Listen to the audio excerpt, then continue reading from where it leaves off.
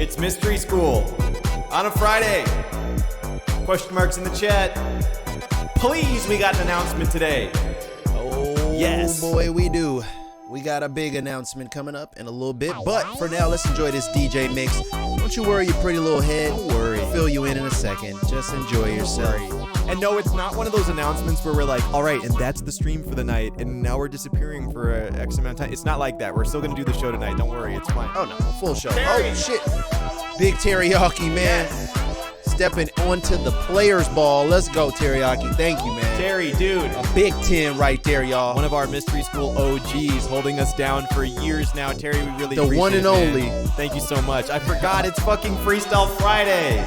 Oh, is it? Shit. It is Freestyle Friday, so maybe we'll drop a live freestyle from scratch right now. You choose the topic, man. And it looks like Teriyaki already unlocked. Yeah, hold on. So Let me find a beat. I always forget it was Freestyle Friday, man. if you got a topic, Teriyaki, let us know in the chat, man. We will fucking start it right now, dude. Don't let it make you break you. Man. Real gamer with a 5-2. Damn, back to back. The freestyle. Rap about candy. Got you, man. Teriyaki, say less. What kind of beat do you want? Man, you can roll a dice. Okay, let me see what I Come on got. now. Just in this tempo range. What's up, everyone? We got an announcement coming up in a little bit. It's not a scary one.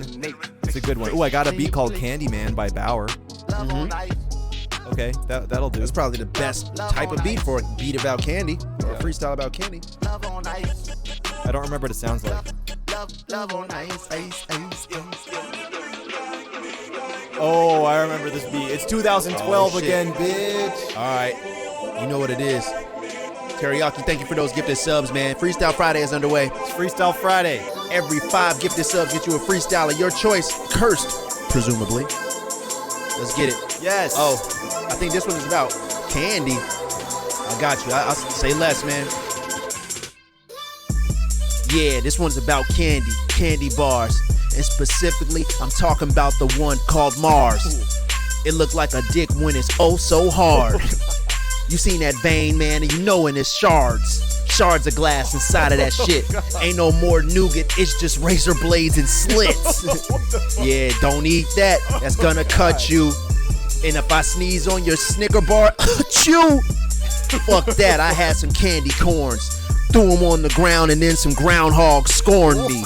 He said, fuck you do that for, little Tony? He called me Torny, and my name is Tony. I was like, fuck you, Boney, you skinny as shit. Here goes some licorice sticks, go and eat you a pick.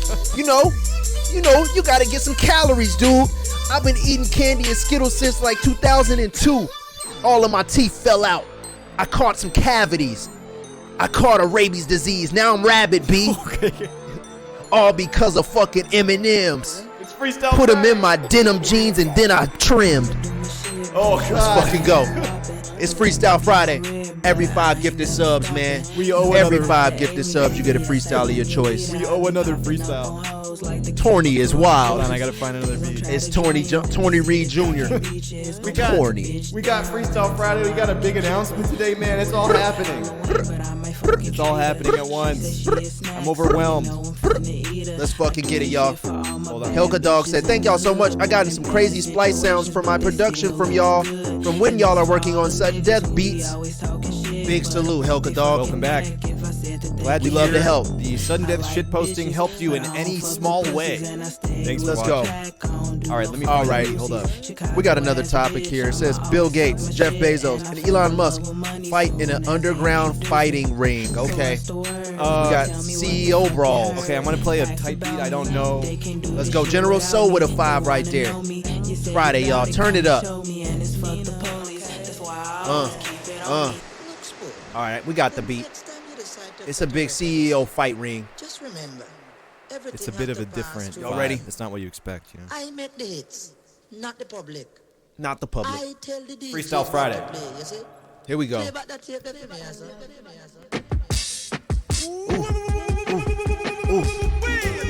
Oh, yeah.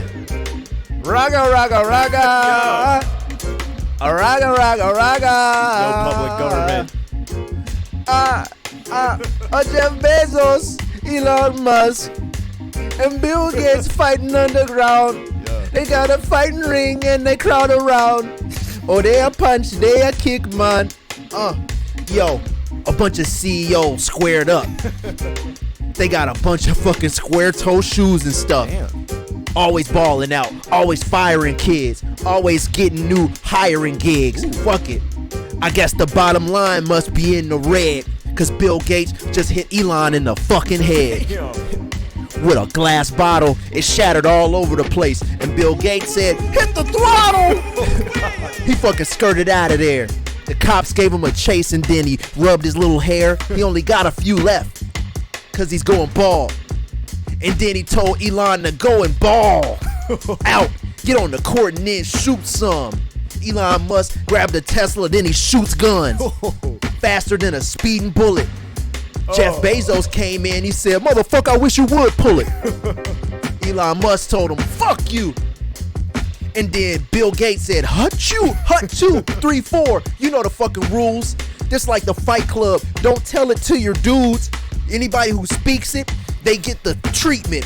They'll get their cheeks beat every time they speak. Never speak at a club. It's underground, and we keeping a snub. All they do is fight. Billionaire battle.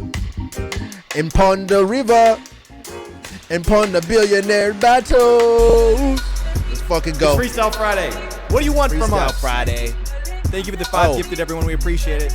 Oh, we got another topic from General So here already, man. Said Chuck makes you eat the night school dinner without using your hands. Okay. Absolutely. We can do that.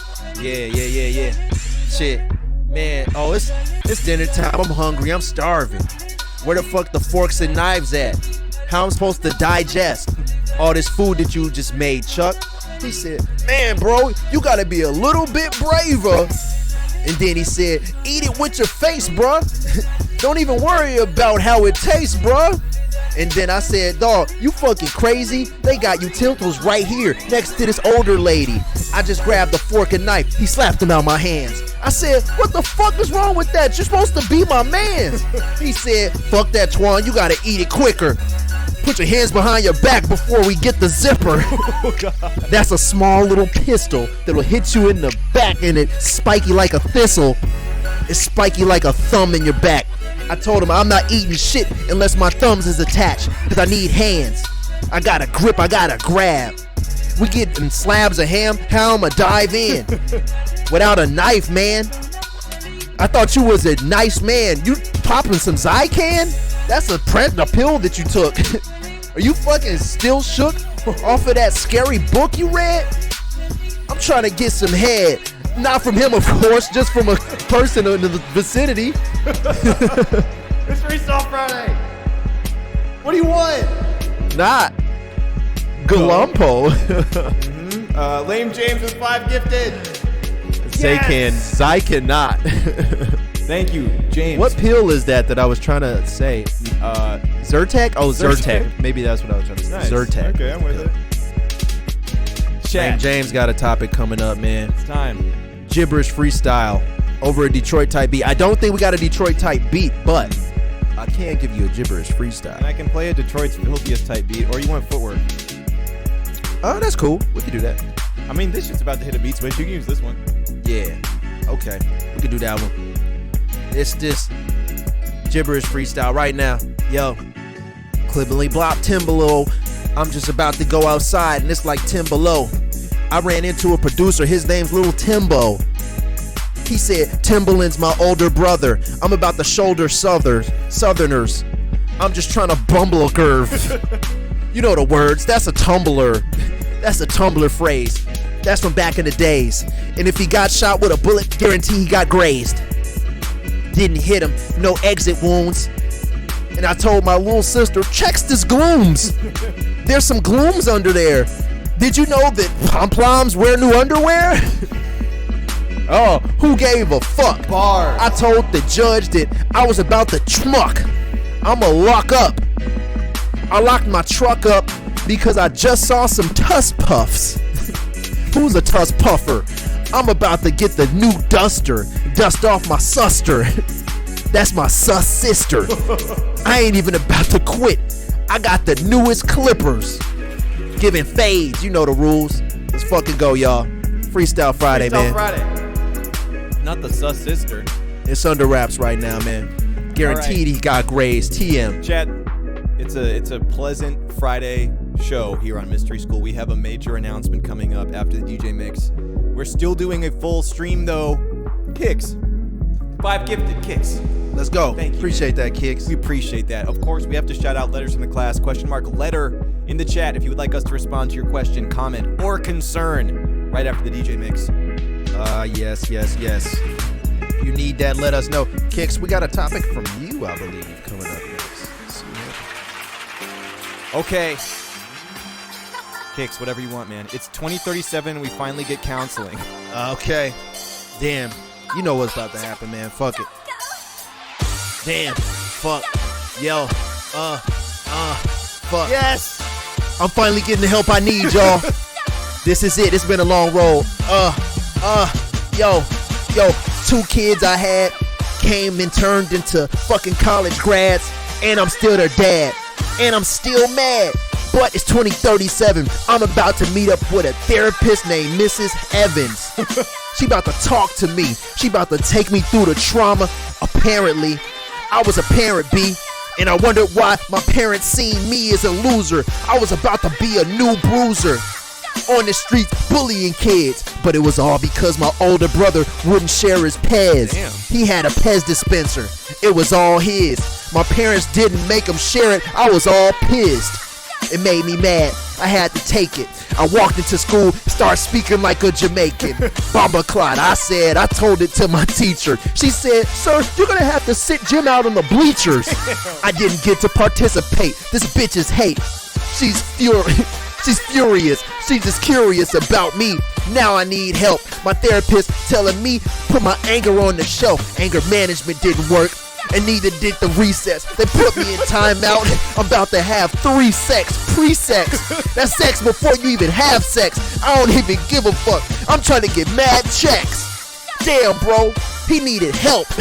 That guy is in the room talking to himself. He yelling at the mirror, cursing out his ass. He cursed at himself. He gave himself sass. He's too sassy. What the fuck happened? If anybody asks me, myself was just capping. Yeah, I'm a little crazy and the therapy's doing great. I've been relieving myself, talking late with my therapist on the phone. And sometimes she tells me I should leave them drugs all alone. But I love them too much. I can't give them up. She said, "Gives you some bread and start living it up." Yeah, it's Freestyle Friday, y'all.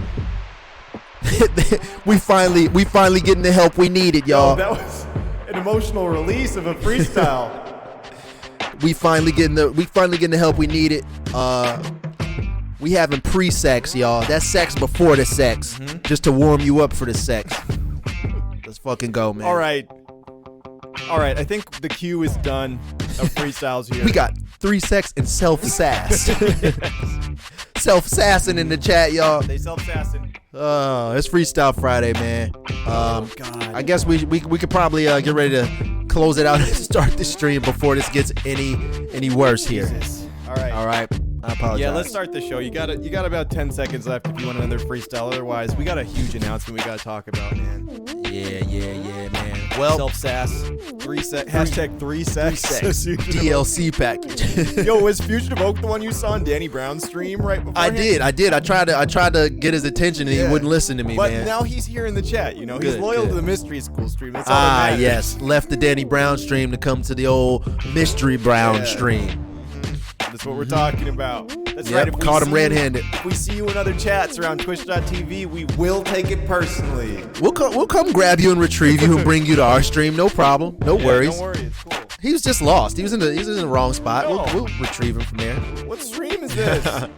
He said, LMFAO, oh shit.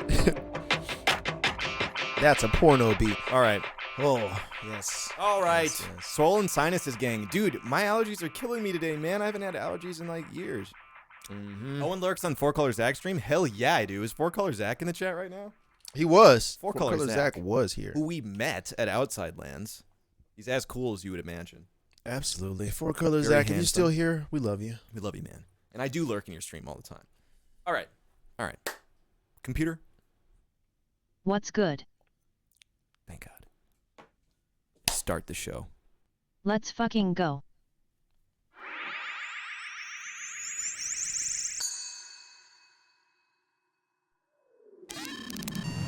You're watching Mystery School, the first late night show on the net, with your hosts Owen Bones and Tony Reed Jr. Let's begin.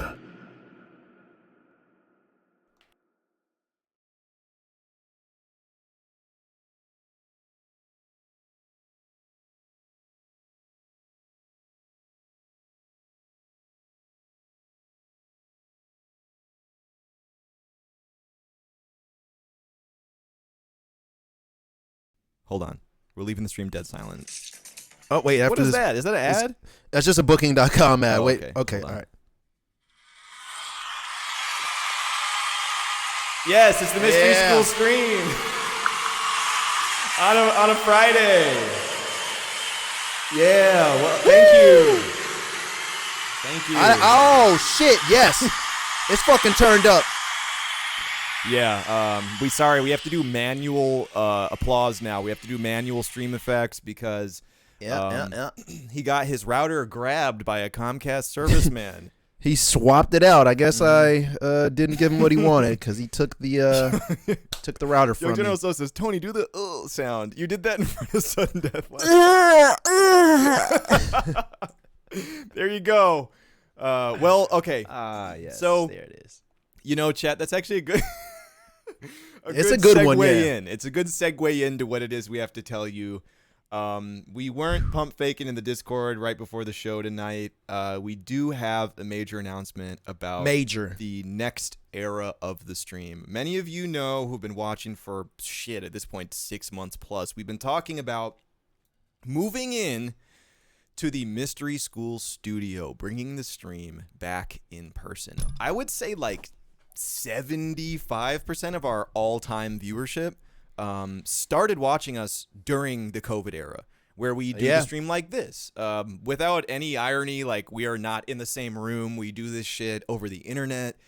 A lot of you have been watching since 2020 and saw the stream develop to the state that it is in now. We did all of this because we used to do the show in person. COVID happened. We started doing it remote. And then the stream grew this way, you know, and we've been talking forever about what it'll be like when we finally get back in person and what the show's going to be like. You also know that several months ago we started paying rent at the new Mystery School studio, man. We found a space. Oh, yes. That's so perfect for what we're trying to do. We've been trying to work out so much stuff behind the scenes to get it ready to stream out of, and we're not going to tell you the date that it's going to start. But we do have to let you know, after today, there are only 6 more shows. Read them and weep, in man. This era, okay? There This are only many 6 right here. more shows. So, And honestly, I think do we count today? no, today is 7, but Okay. after this All stream right, goes so offline today, there are this. 6 more shows. This in many, y'all. zone. Wow, this many of this show that you look at 2 in front of weeks. your face right now. Mhm. This will end in 6 more episodes. Yep. There are only 6 more left before you have to kiss all of this. Yeah, dude. All of this, like, and us. we were talking You'll have about to kiss it. it goodbye, man. We were talking about it before we went live today, and you, especially people who've been watching Mystery School for over 2 years, know that we do this thing where we like to trick our viewers into, like, you know, suddenly disappearing, or we disappear for long stretches of time to work shit out. We were thinking about it, and I was talking through it with Anna, and we talked about before the show, like with no irony, no bit right now. Like, this stream has been our lives for the last couple years, and Dead ass. logging in, like, we were doing it 5 nights a week for a while, and then every Monday, Wednesday, Friday for the last year or so. Wow. Spending it with you all, like, this has been such an important experience for us, man. And, like, I find myself feeling a little emotional talking about it, because it's like this fun show that we do. You know, we shitpost, we talk about wild shit on the internet, make these funny songs, but, like, this has been our life for the past couple years. And it's such a very cozy, familiar environment here that we've been into for the past couple years as well. Yeah. You know, him sitting there, me sitting here. Yeah. You get the backgrounds, all this similar, familiar feeling, all this stuff you're used to seeing. It will be change. Gone in about 6 more episodes, man. We wanted to give you, the reason I soak said it all that in. is because we wanted to give you prior warning. Like, we know that a lot of people are attached to this version of the show, and like, you all have been joining us Monday, Wednesday, Friday. We look like this. The background looks like that. We do the DJ mix a certain way. Like, the stream, that's why people like streams, I think. It's like a repeating, consistent thing. And it's going to change, all right? It's going to change in a big way once we figure this shit out. So what's the difference going to be? We're going to be in person again. We're going to be in a full stream studio with multiple camera angles, the ability to make music live in person, and pretty much everything else you'll have to see when we actually take it live, because we don't want to spoil too much.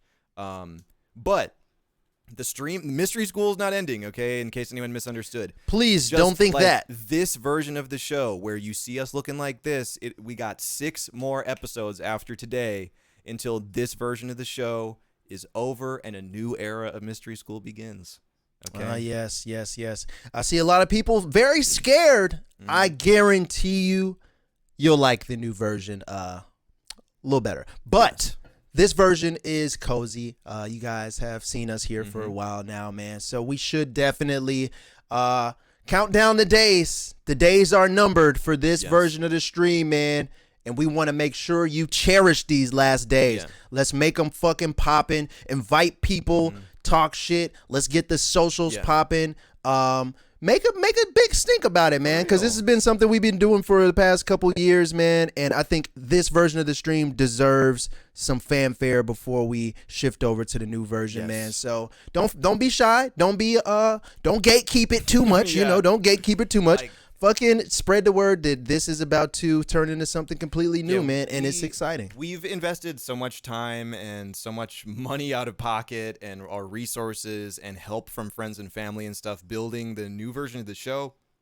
We really do think it's going to be everything you like about this version of the stream you're watching now, except just like way better in every way and in person again, so we can like high five and, you know, do whatever we got to do. I see people talking about no background music. No, the new version will have background music and stuff. Like, don't worry about all that stuff. It'll have like, music and all the same effects and all that shit. A couple people were asking me in DMs. I'm sure it's something you're wondering now. Like, the structure of the show isn't really gonna change that much. Like, we currently do not hear background music. Sorry, I've been playing it this whole time. I left. It's been playing. Yeah, I guess. Sorry about that. There will also still be background music in the new version of the show, but the structure of the show is going to be more or less the same. It's just going to be updated. We're going to be able to do it in person. We're going to be able to make music live without latency over the internet. And we're going to have guests. We're going to have remote guests on. We're going to have in-studio guests on. For real. It's going to be... We've been working towards this pretty much since we took the stream remote. We were trying to figure out how to do this. So we're really excited. We really appreciate everyone who's been sticking around over the last couple months in particular as we like sort out this transition. And we love you all. So we got 6 more shows that are like this. If you've really enjoyed the, I guess, COVID era of Mystery School, or the remote era of Mystery School, however you want to think about it, pull up for these next 6 episodes, y'all. Like, we need you to be here. So with no music, that was probably really dramatic and scary to hear, I bet, y'all. Sorry about that. I didn't know the music was playing for me. I thought it was fine. But with no music, it probably felt really serious, like everybody was in trouble or we were about to die or something. Yeah. But no, it's fine. No, that's not happening. There will be music. There will be fun. There will be all the things that you come to see Mystery School for. They will be returning in the new version. Yeah, but just better. 6 more episodes of this one. 6 more episodes of this version, and we are the fuck out. So the last stream, which will of this version of the show, it will be on the 16th, Friday the 16th of this month. That is going to be like the retrospective episode where we look back on the last 2 years of doing the show like this, kind of say farewell to the remote version of the Mystery School stream. And I think that whole week, we should do stuff like that. Maybe revisit some of our favorite sudden deaths, look at some of the best moments that happened during the show in the remote era, you know. And then also one other thing before we move on, There will be a break, okay, but it'll be very small. It'll be short. We're not going to tell you the date that the new stream begins until that Friday.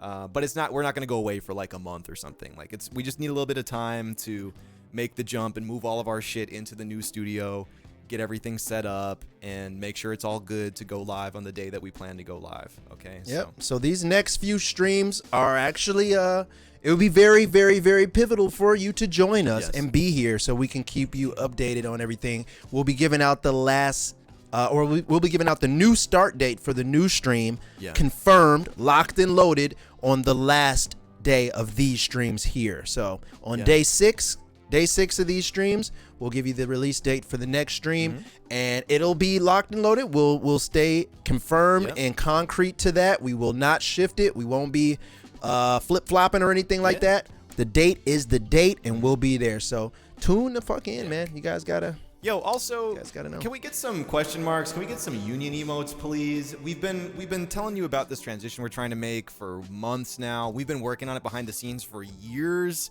It's finally upon us, man. We're doing it.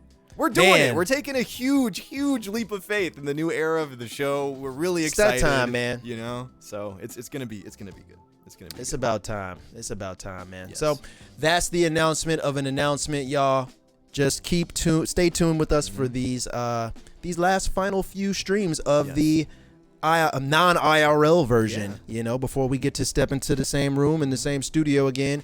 Watch the rest of these and follow along while we give you the next date for when the actual new stream will start. Yep, it will all be revealed. Thank you so much, everyone who's tuning in on a Friday. By the way, the Friday viewers are our favorite viewers. Like, you could all be out partying right now, but instead you're watching Mystery School. Like, you know, someone on the VOD is going to see this, and I'll probably have to lie about it, but the Friday viewers are the most loyal, the best viewers, right? They smell better, too. So it's only fair. It just is what it is. So thanks for being here on a Friday. But all that aside, new announcements aside, we got a show to do tonight, and it's going to start with Letters from the Class. So got anything lined up? Yeah, I got an important question here that I think may be important for us to talk about a little bit. Anonymous asks, what advice would you give to an independent artist looking to get signed? I've got some advice for you. Don't want that. That's a bad thing to aspire to. Like, all kidding aside, dead serious. That should not be your goal. Getting signed, especially as like a smaller artist that's not already popping, is like a fucking death sentence these days. You don't want that. It's tough. Getting signed is taking a heinous loan from a really greedy loan shark. Like, the recording time, the features that you get, like, assuming you're a rapper, that's money that you owe back to your label. They have creative say in what you do. They control your release schedule. You owe them so much money. It is not a good thing to get signed in this day and age. And I think you should aspire to, like, having a fan base, you know? You should have a fan base of people who want to like you and listen to your music and put money in your pocket that you can sell merch to, that you can play shows for. So getting signed is no longer a way to facilitate that, in my opinion. Would you agree?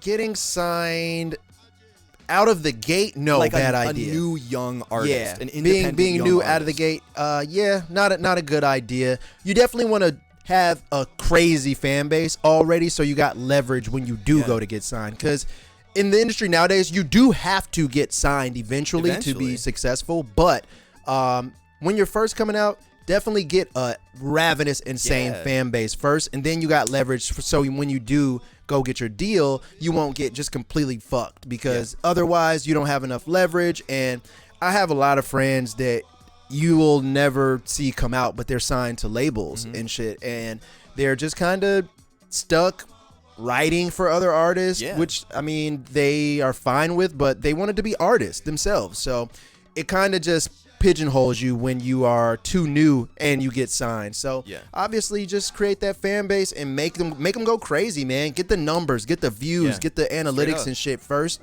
so you got that leverage and you don't gotta walk in and just accept BS, man. People talking about free Valet in the chat. Valet's free now, thank God, man, because he's so fucking good, man. But it just didn't turn out that well from him signing, you know. So I think that was a very good study case for everybody, man. Just look at what that turned into. So just get your fan base up, Right. Get your fucking TikTok views up, get your numbers up, get your streams up, and make yourself a fucking force field against bad deals, and then you'll be all right. Ray J made an announcement in the chat and said the last in-person stream was 898 days ago. Yeah. What? It had to be. 2000. It was still like 2020, wasn't it? 2020. Oh, okay. Maybe not 800. Maybe that's just made up, but close though. Very What? close to that Holy many shit. days. But anyway, it's been a long time. Yeah. Adriana said, like, some people want to pay their bills. That's kind of what I'm saying, though, is, like, you'll get a little advance. You'll get, like, a 50K advance or something in debt. And, like, if your shit drops and doesn't make back 50K, you're in debt the difference to the label. Like, I think that if I had to start from zero and my goal was to be a successful artist right now, I would just, like, go to trade school or some shit and, like, make music on the side. Like, I swear that, you know? like, don't ever use music to get you out of a tough spot. That's never a good thing to do because it's so dangerous, and then you end up getting finessed a lot of the time, and you end up getting taken advantage of because you are, kind of thirsty for survival, and the people that write these deals and contracts, they know that, and they sense that, and they will fucking rob you for that. So if you are like struggling and like financially in bad shape, definitely consider like any other like job, bro, because music, it is not it's more of a lottery dice roll when your life is already okay. That's how I would suggest it. If you're struggling, I wouldn't like put music as like something to save my life because of how precarious the business is and how like uncertain a lot of it is and how much it switches, and sometimes there's no logic to it at fucking all, and you don't want to like rest your survival on something as silly as like this. So when you get to a comfortable spot in your life, then I would say like, all right, just fuck around and do music all you want, but I wouldn't use it as like a survival tactic, man, because it can really fuck some shit up. A lot of the shit that you even need to do to survive in music doesn't pay your bills, like keeping your socials popping, getting like a TikTok following, actually making the music. It's like dangerous. You kind of gotta set that in motion for a while before you start actually making any money. So like, work as a plumber or some shit and like make beats when you get home, like that would be straight up. If I was 18 now and I wanted to be a musician, I would go to trade school instead of going to college, and I would make music in my off time. Yeah, man. Yeah, it's too crazy, and I don't want to see any other young people like fall into that trap because they know you're passionate about it. They know you love music. They know it's your number one passion, and you are fucking great at it, and you dream about it day in and day out. Right. They know that, and they take advantage of those dreams and those passions every day, man. I'm telling you. The game is way older than the players, so just keep that in mind. Yes, I couldn't agree more, man. You got another question here? Yeah, I got one right here. This one is from an anonymous author. It says, y'all should do a food news stream and bring your chef viewers in for added chaos and commentary. That would be cool on the new version of the stream, man. When we can bring IRL guests, it'd be cool to bring a dope-ass chef in to, like, do some shit live on stream. That'd be fine. Like that will literally be 10 feet away from where we're doing the show. That honestly could work out really easily, man. And I know a few popular chefs too, so that could probably work. That'd be sick. That'd be tight. Good idea.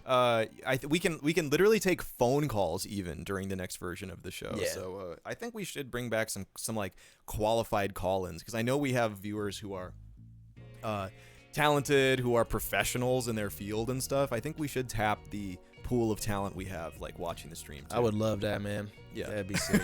Kilogrammer says Chuck English stream, and Ray J said coming at the end of 2020. Yep, Chuck English said December 2020 is when he would start streaming. Streaming. Yes, he's still on his way. He's still on his way. A year and 7 months or so late, but any day now, it's fine. Yeah. All right, man. You got a new one for him? Another question? Kix says, no question. Just wanted to give a birthday shout out to all the Mystery School Virgo birthdays on the way. Y'all have fun and be safe this weekend if you're turning up. That's fucking tight. Happy birthday to everybody who's got a birthday coming up for sure. I think we got people in the chat. Go ahead and sound off if you got a birthday coming up pretty soon. Any Virgos in the chat? Adriana. Uzi Convertible said his birthday passed on the 23rd. Happy belated birthday, Uzi. Charlie Tor. Oh no, Charlie Tor is saying happy birthday. It's not his birthday. Oh, yeah.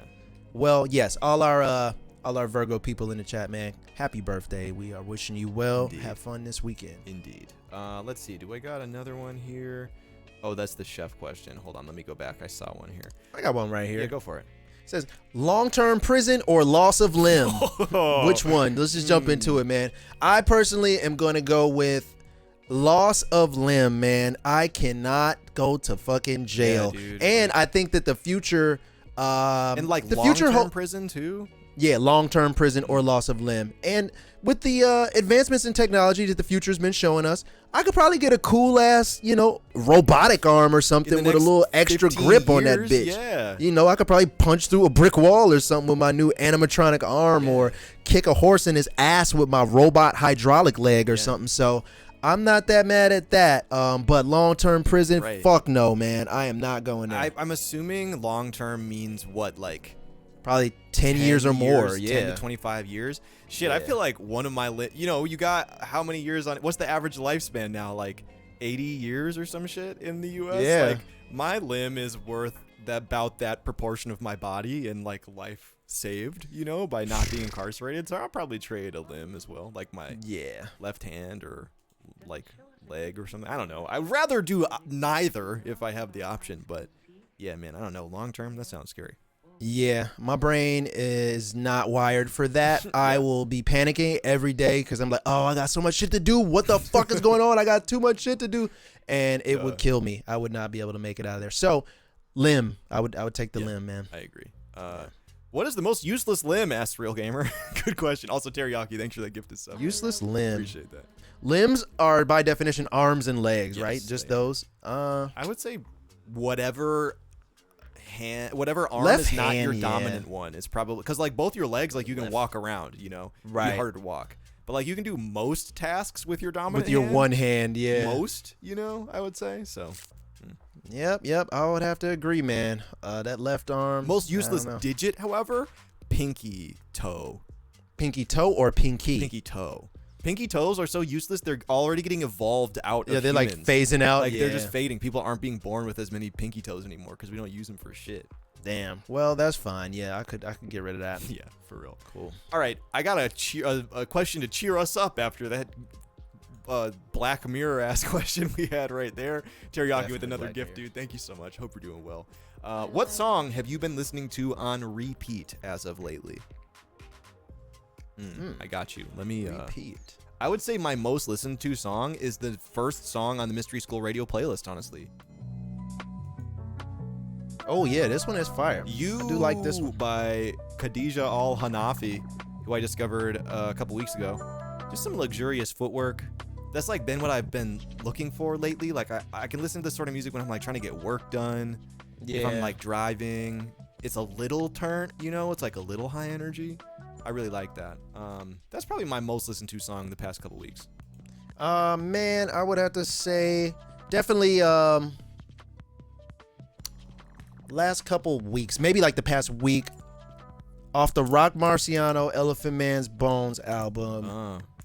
There is I got the track with Action Bronson on there. I forgot the name of that one, but I keep I've been playing listening that to shit. this one. I was about to put this in the Mystery School playlist. Oh yeah, this one is fire. Quantum too. Leap. Yeah, that one is hard too. I've been listening to this a lot as well. This is shout out Rock Marcy. Some shit from that album is going on the Mystery School playlist soon. Let's go. Worth 12 pennies, 17 shells in the semi. That's the same iron and burnt pennies. Yeah, I like that man, a lot. going crazy. I like that a lot. Well, good question there. I got one more. Nothing. Guess we can get into the stream. This one says, blowing under the Nintendo 64 cartridges or wiping game disc CDs, which was less effective? blowing in the N64 cartridge is less effective, man. I would say, yeah, so that is less effective at doing anything. I think wiping the CDs is worse. It's damaging, for sure. Blowing on the N64 cartridge doesn't really do anything. Wiping the game disc with the wrong solution ruins your game. So there's a bit of a give and a take with that one. I always had a 50-50 experience with like rubbing the CDs after I thought something was fucked up as a kid, especially with PlayStation 1. Yeah.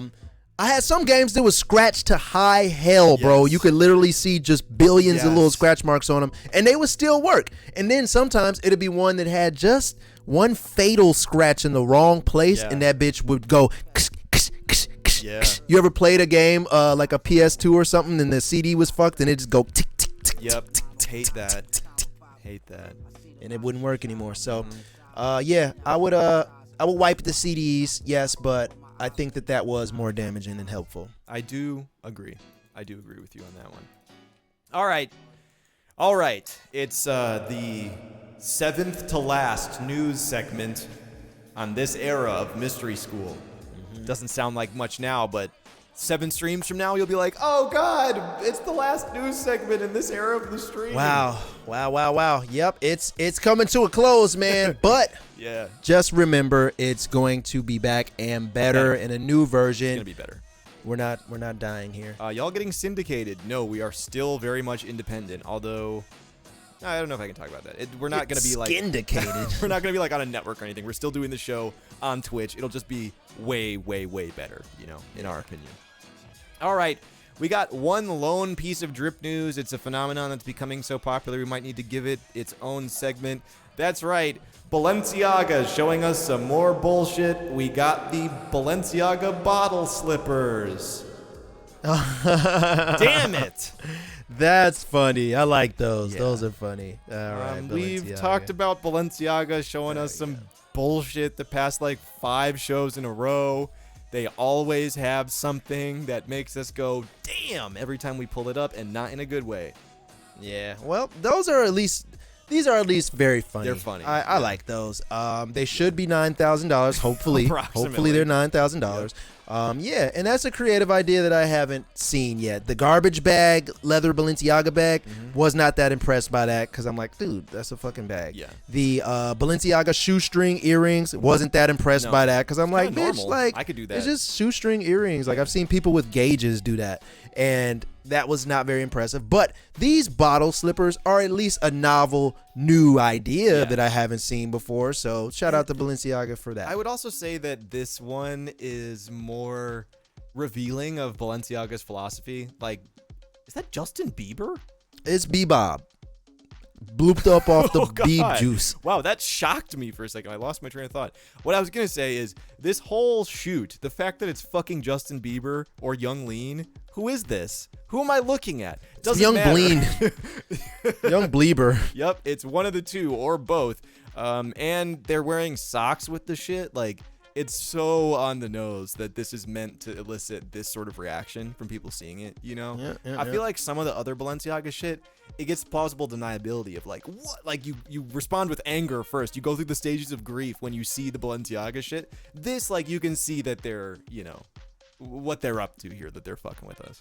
Yeah, well, Balenciaga, you got me on that one with your sip slippers. I like Keep it up. I like it. I'll give them $700 approximately. Yeah, you got me with that one. Okay, that was cute. And seriously, is that Justin Bieber or not? No, that was dead-ass Justin Biebs. Damn. The Beliebers in the chat. Beliebers, rise up. Boinked up enthusiasts, rise up. Why he got on high waters, though. That's his style. He feeling them. These real, says Elementally? Yes, they are real. You can purchase them from Balenciaga. Justin Lieber, says Alex Coy. Bieber Valley, yeah. Let's get our Balenci copy pastas out the way. I see you guys are ready to start them off. Indeed. I had something to say about Justin Bieber. I can't remember, though. What's he up to these days? He has Lyme disease. He's facing some he has some paralysis in his face, and he had to cancel his tour and stuff. But I do think that it is I think it's curable and healable. So I don't think it's a permanent thing. But he was struggling. Saying the N-word, says Ray J.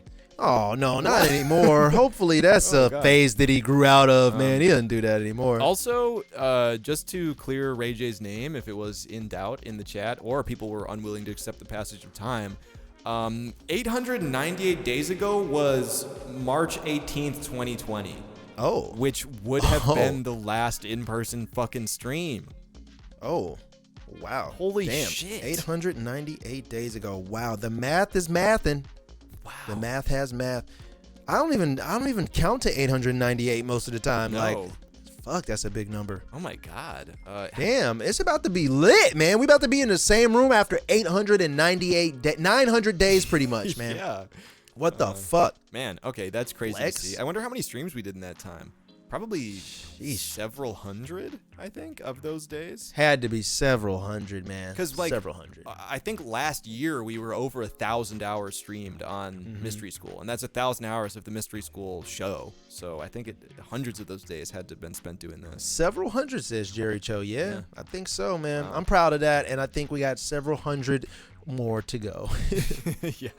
Unique says, I was thinking about turning 30 back then. Now I'm getting close to it. This is gross. Yeah, feel that. You and me Feel both, brother. feel every piece of that, man. You're disgusting. You're almost 40 now. Yep, it's over. You fucking make me want to puke right now, dude. Just hang it up. Well, man. speaking of the opposite reaction of everything we're describing here, I have hybrid drip food news. Could that be horrible or great? I don't know. Time to roll the dice. Let's see. McDonald's, UGG, collaborating on chicken nugget inspired shoes. Nuggies? Well, that's fucked up because don't the chicken nuggets already look like a damn boot in the first place? Can I get some ones in the chat if you agree that McDonald's chicken nuggets already boot shaped as a bitch anyway? Yo, the boot shaped ones are actually the best because you can They taste the best. You can really scrape all the sauce out of it with a little toe of the boot. You know, Just scraping the hell out of the little cubed ass sour sauce, man. It's Yep, great. I do like that.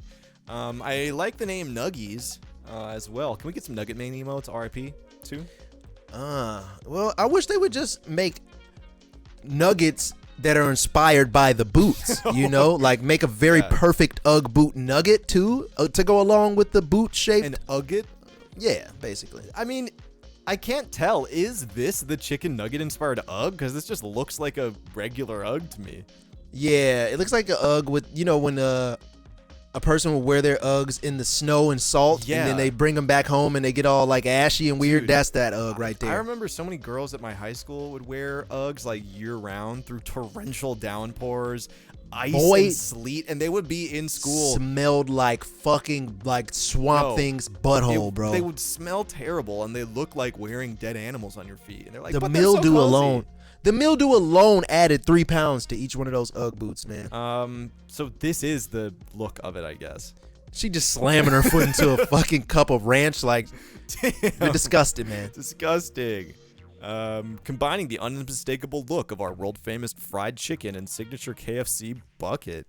Wait, what? Is this another KFC? Oh, yeah, that's a whole nother article. I was about to say. Wait, Since wait. when McDonald's started No, fornicating with KFC? This isn't another. Oh, wait. Following in KFC's footsteps. Because KFC did a Crocs collab. Sure. I was like, okay. yo, what the fuck?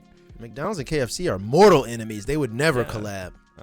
You know, do you think we'll ever see an era where like I remember when we were kids, when we were teens, you know, one of the main topics of conversation among video game enthusiasts was like, yo, there's gonna be like Mario on the PlayStation, like Nintendo's gonna collab with Sony, or like Xbox is gonna collab with Nintendo did collab with Sony one time. Yeah, Remember that? That was nuts, man. But there's like this tension in the world, you know, that like big brands won't just do a little collab. No, they won't, man. Only brand that just collabs with everybody is Sega. They just collab with anybody who's That's willing less to of a collab and more as just slutting help us out. Please just allow us to still Yeah, survive. that's just putting out for whoever shows up, you know. Yeah. Well, it was funny when while it lasted, but Nintendo and Sony will never ever collab again after that. What system was that even? It was like a PlayStation 1. No, I think it was a PlayStation Super 1. Nintendo or some weird shit, and then I think Nintendo fucked the deal up. I feel like, okay, I think I just got some clairvoyant inspiration a la Dick Cleavage or Jack Harlow and Barack Obama doing a Netflix documentary together. Okay. Here's And what's a that? prediction I have, all right? I think we've reached the logical extreme. Is this Young General? So I think we've reached the logical extreme of brands like disrespecting us. You know, it can't go that much further. Like they say shocking shit on their socials, or like Mr. Peanut tweets like my nuts are salty or something. Like we can't go that much further in that realm, you know? At least I think we're approaching the plateau. I think the only truly shocking thing a major brand like McDonald's or KFC or something could do would be to collab with one another.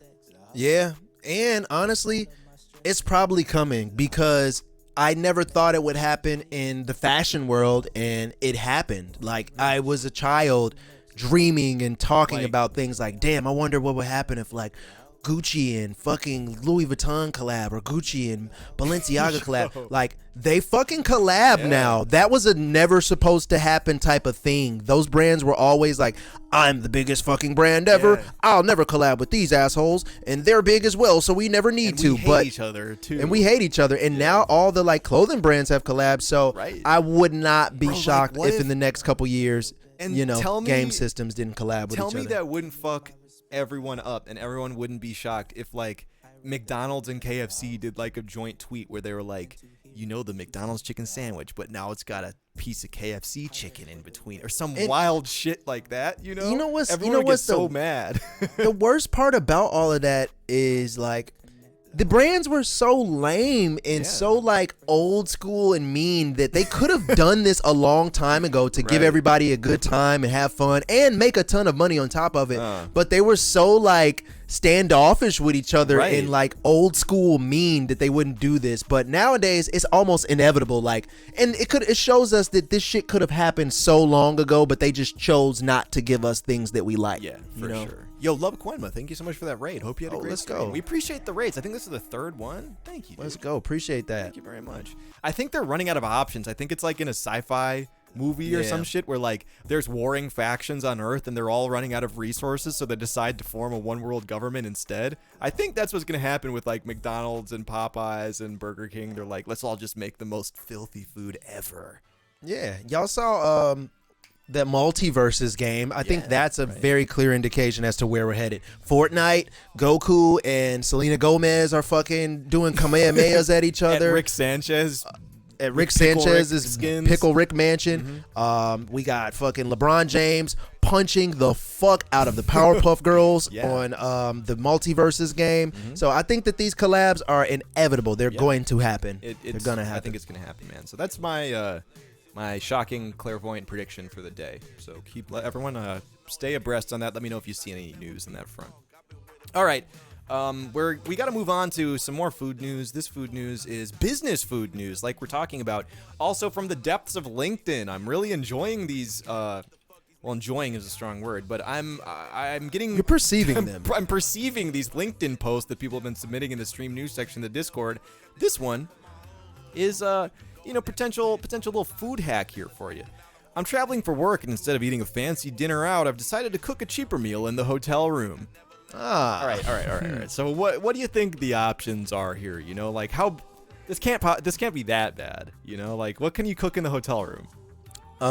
You can grab the coffee pot. Hey, no, never mind. No, don't do it.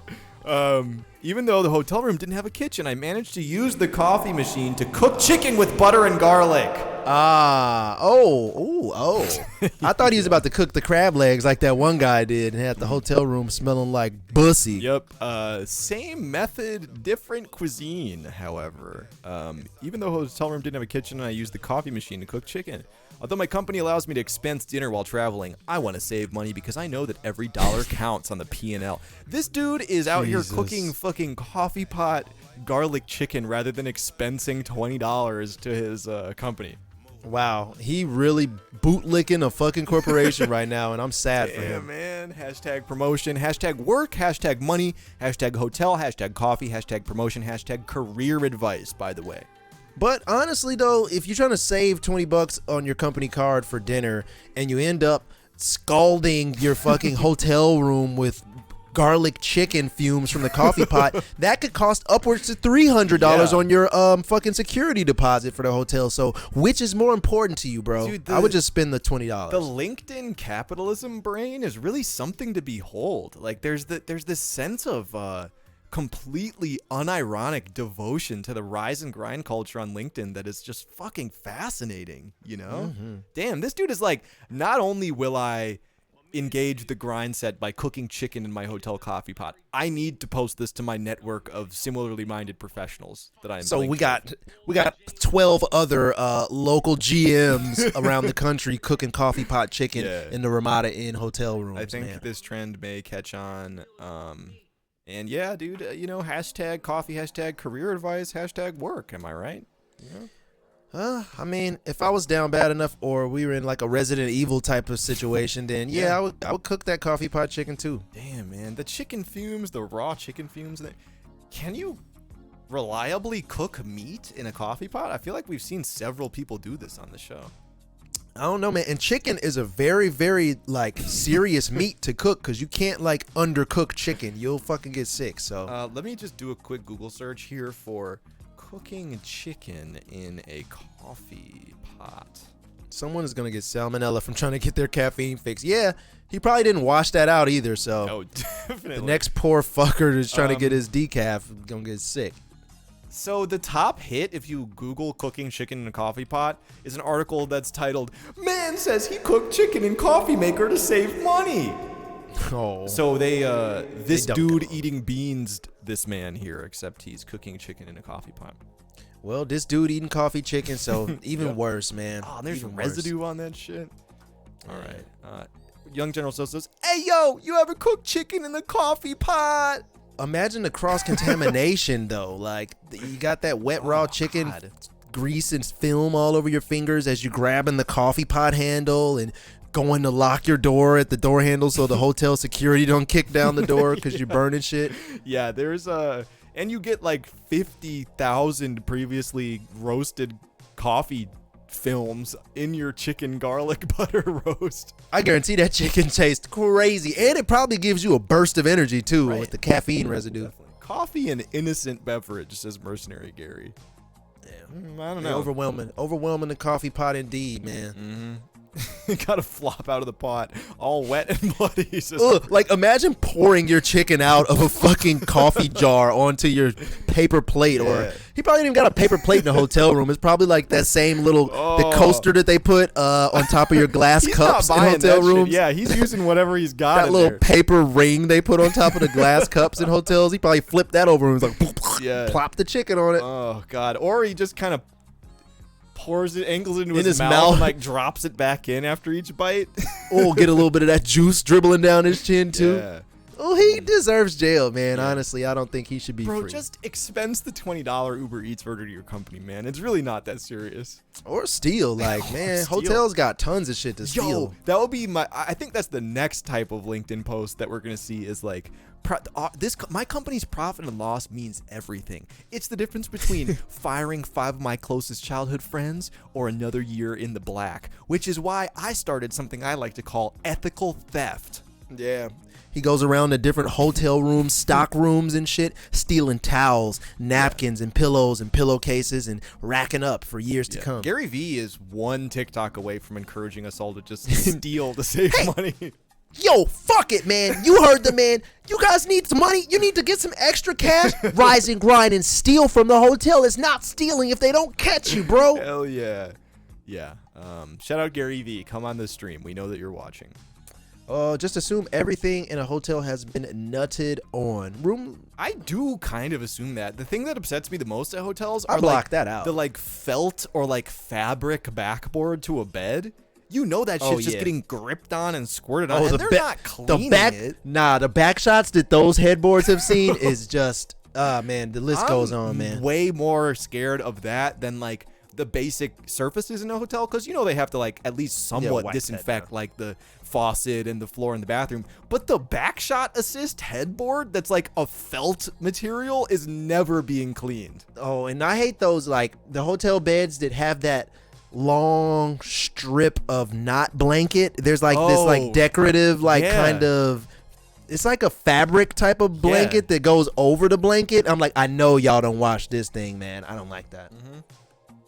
Backshot assist, says Kicks the Flare. Yeah. These are actually flip-flops that I bought for outside lands to wear in the hotel room, so I didn't need to step on the hotel floor. That's a no. Don't say that, Ghost of Stinks Meter. Oh God. All right. Well, they do be nutting in the hotel, but I do have some potential good news to show you.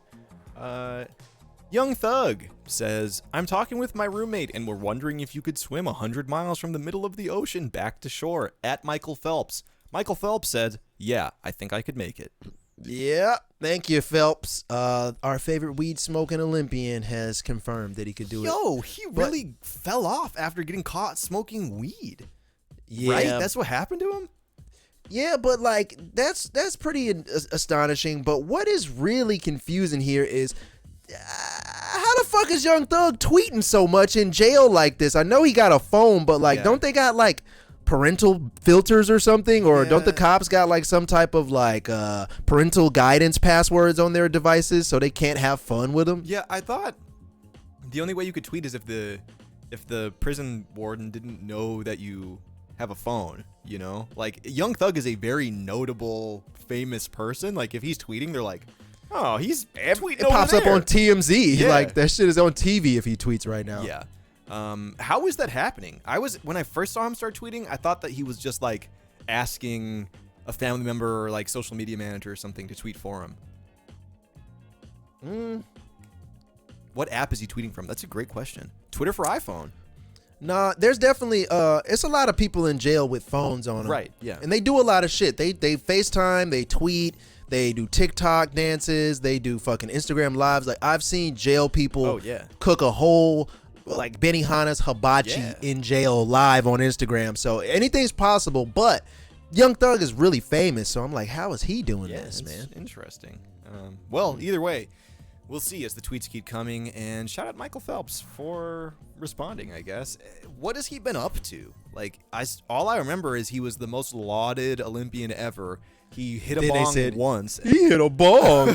What a fucking L they gave him for no reason. It's like he beat y'all ass while he was smoking weed, and now everybody's mad, and he lost like his entire career. That's weird. Much. I mean, maybe he like made enough. I'm assuming he had such a good run that he like had enough sponsorships to pay for the rest of his life. Is that how that works? I always wonder like know. how Olympians survive after they don't compete anymore. Michael Phelps net worth. Let's see. It doesn't like auto show. CelebrityNetWorth.com, which is almost certainly not a reliable news source, says it's estimated to be $100 million. They just said throw out 100 million. That's a very childish number to give anybody. There's no way. I mean, shit, dude. I'm sure he got at least $10 million from sponsorships and shit like that during his run. I think but they once probably took it all away. No, he already got paid. He just like the sponsorships like ended. You know, they like dropped. Didn't renew him anymore. I would assume that when you have that much money and you're like a star athlete, you can probably, if you're at least somewhat savvy, like hire someone to manage your money and grow it to an absurd degree. You can always teach at a school, you know. I wonder if Michael Phelps will ever be like a high school swim teacher or something, man. That would be fun. Oh, it says he's estimated to be worth $80 million. And also, I think, now that enough time has passed, he can probably do like weed map sponsorships and shit and get a bag. Man, it's just fucked up that they took all his shit away from him anyway for a bong rip, man. That's like crazy. he wasn't even rolling up a fat ass vanilla Dutch or a wood or something, man. And he smoked out of a bong, bro. He wasn't even smoking a racially charged weed instrument, you know. Nah, he ain't even puff no gas. He was smoking some good old 2006 mid and got in trouble for it. Like some Blue Dream or some headband. Fucker didn't even have no OG Kush. biscotti. He wasn't even smoking on no biscotti or gelato. He was puffing on some Blue Dream that doesn't even really get you high, and he lost everything, in man. the fraternity basement or whatever the fuck. That sucks, man. Michael Phelps, come on the show. We will pay you your appearance rate. Get that Blue Dream the fuck out of here. I feel you, He was Terry. smoking Northern Lights. Everyone name some 2007 weed, please. Dro. Green crack. Yes. Jack Herrera. Ooh, yeah. Grape Ape. Purple Haze. Durban Poison. Damn. What we got? Grape A, purple. Gorilla A. Glue. I like Gorilla Glue. Gorilla Glue. I That still was a real. see Gorilla Glue. I get Gorilla Glue. That was a real 2012. Oh, AK-47, Ooh, man. Yeah, true. I remember that dumbass. Strawberry Cough. Anybody say Strawberry Cough yet? Power Plant. I remember seeing Power Plant. Platinum headband. They thought they did something with that platinum headband. I was like, this is still trash. Train man. Wreck. That's the point where I was still scared of weed names. I was like, oh, will it make me feel like a train Chem wreck? Dog. Chem Yeah, Dog, true. man. That was a popular one for weed dealers. They love to have Chem Dog. White Rhino. Skywalker. Hey, White Widow. Yeah, that White Widow. That was the time. George W. Cush. Granddaddy Perp. Lemon Kush. Crippy. What? What the fuck is Crippy? What's that? Chem Dog was mid. Blackberry Kush. Yeah, I remember. I thought that Strawberry Cough was gonna be so dope, Yeah. and then this dude maybe buy an ounce of it. I bought like an ounce of that shit, and I was like, "Oh, this is about to be fucking dope, man!" Yeah, and this let's is go. like It's normal. this midi ass weed. I thought it was gonna give me like a strawberry flavor or taste or smell, and Yeah. it was the same as every other mid weed. Yeah, thank God we got 40% flower strange now, such as "Fuck you, OG" and "Someone help." You know, I need therapy. Platinum Haze. psychosis-inducing Kush. Yeah, It's coming. man. It's coming. Now name your favorite new weed strain that might Yeah. put you in a semi coma if you smoke it. Multiverse OG. Yeah, Panic Attack 3000. GMO cookies may be my all-time favorite strain. I'll say GMO it. cookies. I'll say it. Oh. Have you ever had mystery cookies? No, I haven't. You should. Just out of respect for your brand, Yo, you should smoke some mystery GMO cookies and what was the other one? Apple fritters. Probably my top two right now, I would say. cookies. Nah, man, I got that vanilla biscotti from the San Francisco dispensary we went to, and I need that again. That was very nice. That was nice. A very nice. Azkabanian spider webs. Spam. Boy, if you don't get that shit, we're Prisoner not of smoking Azkaban has Azkabanian. Kush out of this chat. Bro, you smoking that Bin Laden shit? No, man. Damn. Za simply says steady fresh. I agree, man. Guava, GG4. All right. I all can't right, that's read. enough Says weed, man. Citrus war crime. I'm smoking that Political uprising, government insurrection. OG. Oh, he got that. Third degree manslaughter, OG. Yes, the social Political polarization. Kush. It's coming. Yeah, man. God. Cambodian death. Okay, thank you very much for that. Acai berry gelato. I agree. Thank you for returning to say that to us, Kush Effects. No government haze. Socialism super haze. Senior Felipe simply says, I love Kush. Well, Alex Yep, Coyle with agreed. the mango dictator. I like that. Yo, we haven't really been shouting out the fact that this is one of the premier weed streams on the internet in several months, man. We Yeah, used to be man. the premier weed, milk, and sneakers show on the net. What happened to us? We changed. We continue to change all the time, man. Yeah, I We'll agree. stop changing sooner or later. All right. Well, for now, I don't have anything of substance to show you, but I can tell you that sea urchins naturally use shells as hats to feel safer, so if you give them a 3D printed little hat, they'll put it on. Oh, they feel safer with it too. The gentleman urchin right there. I respect his. Oh, Viking urchin. You don't want to test him. Yep, a cowboy hat. Or My lady. All right, go ahead, cowboy. Oh, the Zorro. yeah. Look at those guys, man. Abuela. You know, this is the ethical pigeon hat because these urchins deliberately decided to pick they this drip want out. that shit. They crave the hat. They feel better and protected with the hat. So Yo. I really like this. Someone needs to put like a Yankee hat on them. Like Put a New York fitted on them. Yeah, New Era fitted on one of these guys, you know? Put a little pair of Timbs on them too while we're at it, man. Give them the whole chopped cheese treatment. No brim. Yeah, I think this scratches the itch that we lost from Tiny Hat once we learned that those hats almost certainly resulted in the death of the corresponding pigeon. This hat, however, provides safety, shelter, and comfort to the little urchin here. 3D printed tiny hats for them. Yeah. I do enjoy an urchin with a little hat, man. Kushida Brown says, damn, they drippy. Yeah, and like, I bet if you drop a bunch of these hats in at once, They just choose. each urchin, depending on their personality, will choose whichever little urchin hat represents its style the best, Ooh, you know? Somebody got to drop one of those those R&B, those 2003 R&B fedora fitted hat combos. yeah. You know those where it's like half fedora, half fitted, all fucked up. What do I search to find that? What kind of hat was that? You search Donnell Jones is what you search to find that. You don't even search the hat. Just search Donnell Jones, and the hat will show itself. Yeah. Yeah. It's yeah. All right. Scroll down a little bit more. He's gonna show you the real deal. These are just regular fedoras. There is one where he's got on the fitadora, as I like to call it. Fitadora. The fitadora. It's a vengeful fucking hat. Oh God! Look at that this one. That one is approaching. It's approaching. Christ. Donnell Jones. Where's the fitadora? That's a regular one. Still regular. What the fuck is that? Is that his head or is he wearing something or am I tweaking? Like, what am I looking at? He just gets shaved at the tip of his head. He just got the head of his head shaved. Like, What the fuck is this? boy, what the fuck going on with him? He looked like LL Cool J, but like, oh man, I'm scared. Damn, the bright yellow fedora is a bold choice. I know what you're talking about, but no. Almost. Well, it exists though. I'll put it in the Discord if we don't find it, but it does exist. It's half fitted hat, half fedora, all fitadora. Should I search fitted fedora? Yeah, Donnell Jones. Fitted fedora, Donnell Jones. Thought I was tweaking too. That's a headband. Senor Felipe? No, that wasn't. He literally just shaved a small circle at the tip of his head and left the rest of his head fully haired. Dude, I think he scrubbed this shit from the internet, man. I cannot find any results for this. Son of a bitch, man. He didn't want everyone to know. It's too powerful of a look. I guess he got away with it this time, but I'll dig it back up, man, because I remember it. Yeah. I posted it on Twitter before. Got the hairy suede headband, says Rugs Gotcha. Damn. Donnell Jones had the inverse of Tony's haircut. Of your hair, the Summer Vibes haircut? Yes, the Summer Vibes cut.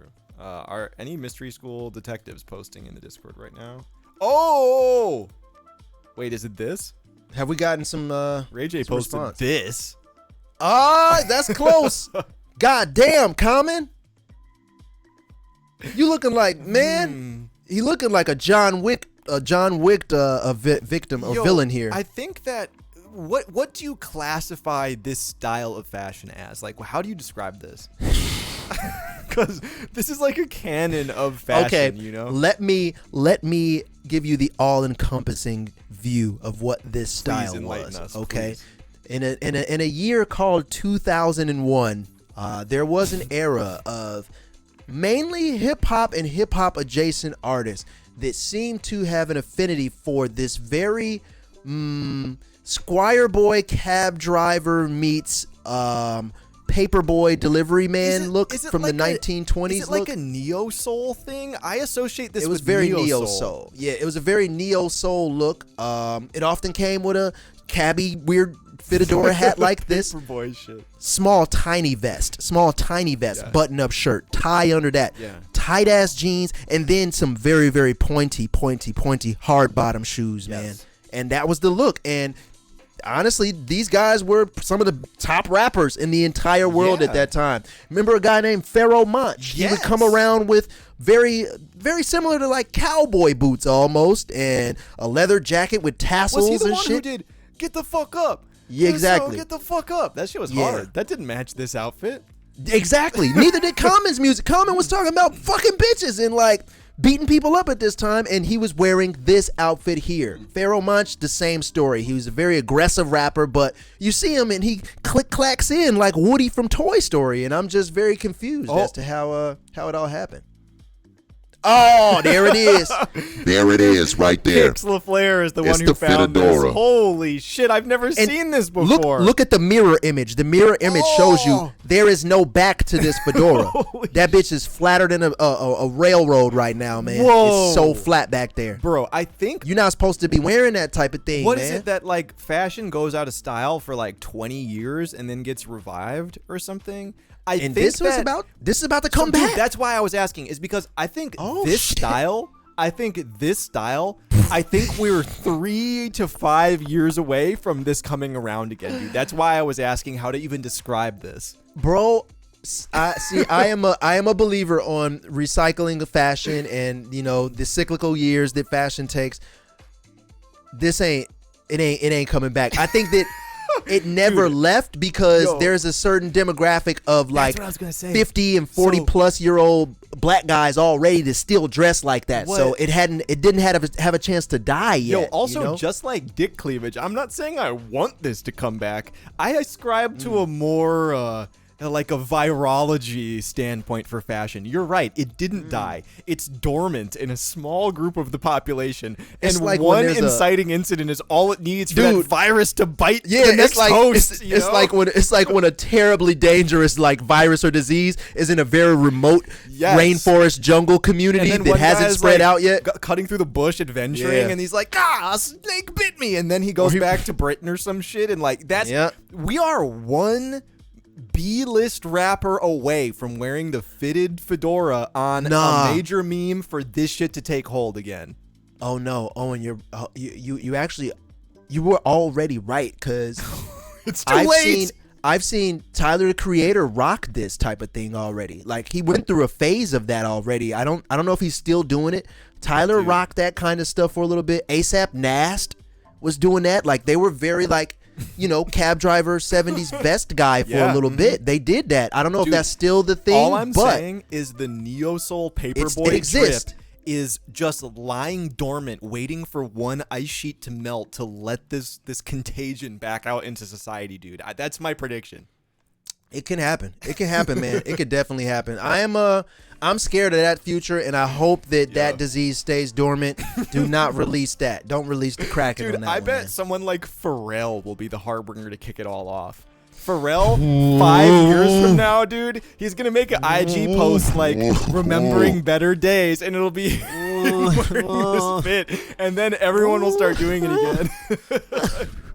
I don't want it. I don't want that. That was my least favorite style of hip hop of all time. And I never bought one piece of that style. I was aware of it. I saw it happening in front of me, and I actively decided no. Even as a child, I was like, no. I'm glad. I don't want to do that. I was like, no. Even though I like these rappers, I won't do that. I'm not going to follow that trend, and I never have since that point, man. I'm glad that you held strong, dude, because this was if the cool kids had decided to champion the 1920s Paperboy Neo Soul drip instead of look.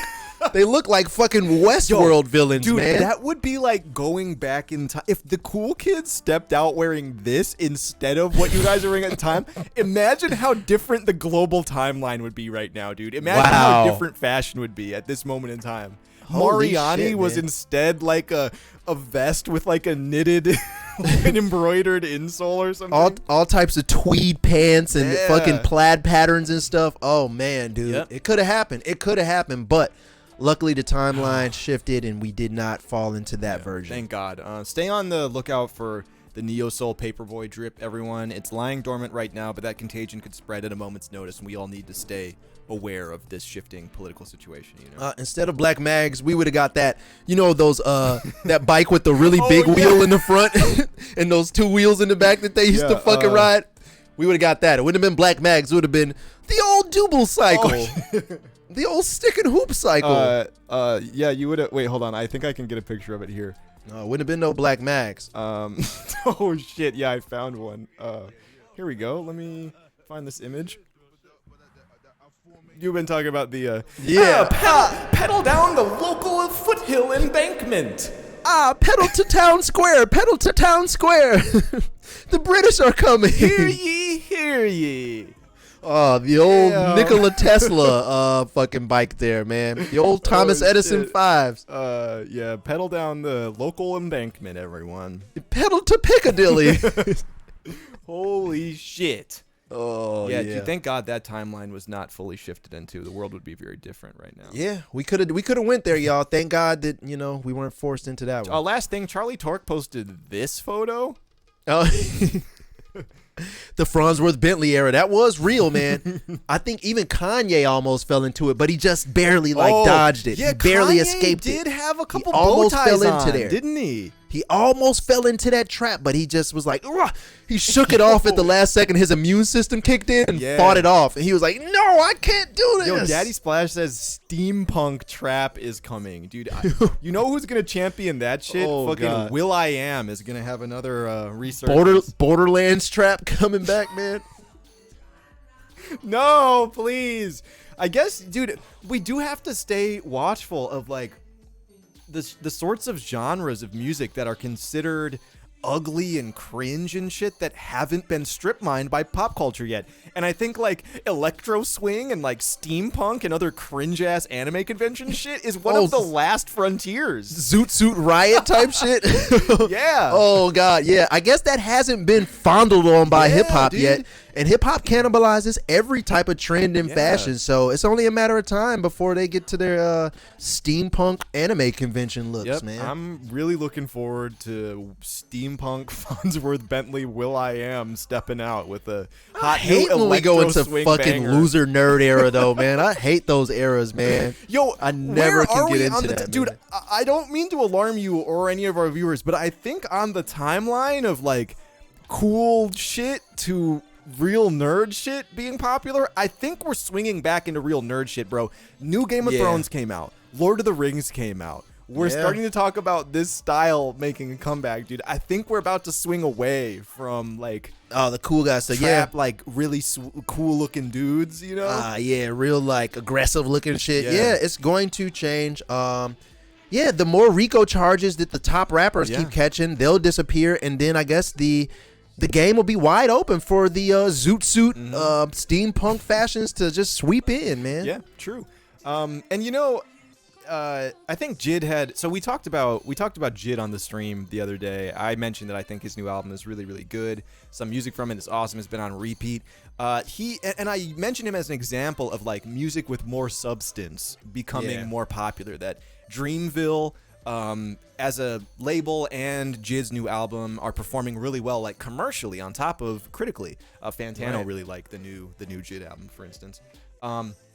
And I will never lump Jid or Dreamville into the steampunk electro swing. No, not Jid. He's not but he's not a steampunk rioter. Show you a tweet here. Jid says, "I love this album so much," which, you know, he deserves to say. It's great. Everyone loves it. It has some of the most cutting edge production I've heard recently. Great performances. But you know, you can't say something like this online without Omni the Alchemist showing up to say, artistic-wise, yes, you have improved a lot, but flow and energy-wise sometimes seems off. Practice semen retention, bro. It will keep your flow always fire, because honestly, I can tell you've been fucking. I can hear it in your flow. It's not as crazy as it used to be.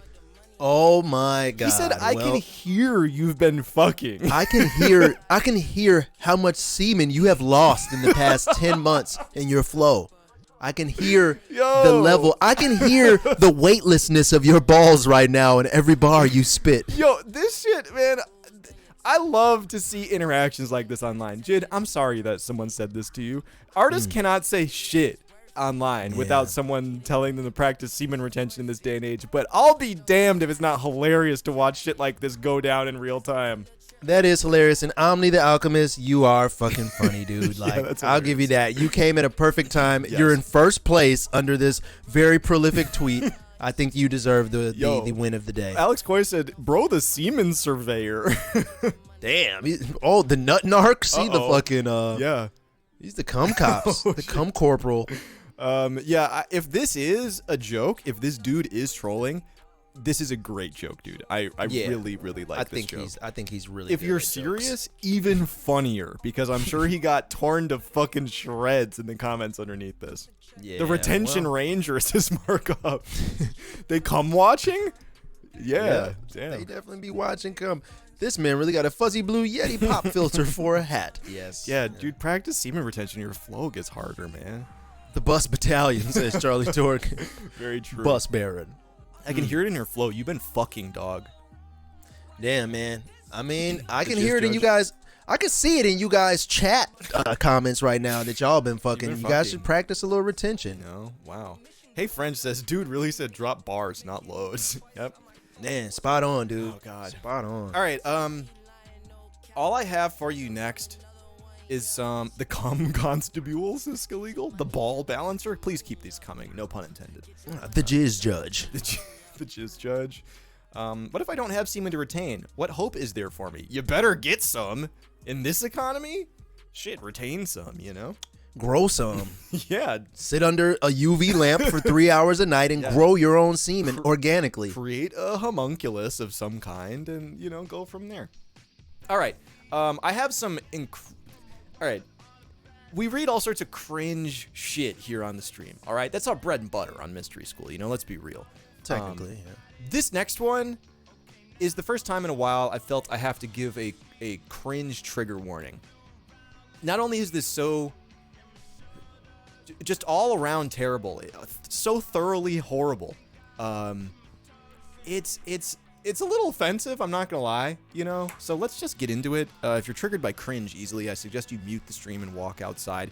This is a poem by the author who wrote Ready Player One, that book that got adopted by, was it the last Spielberg movie?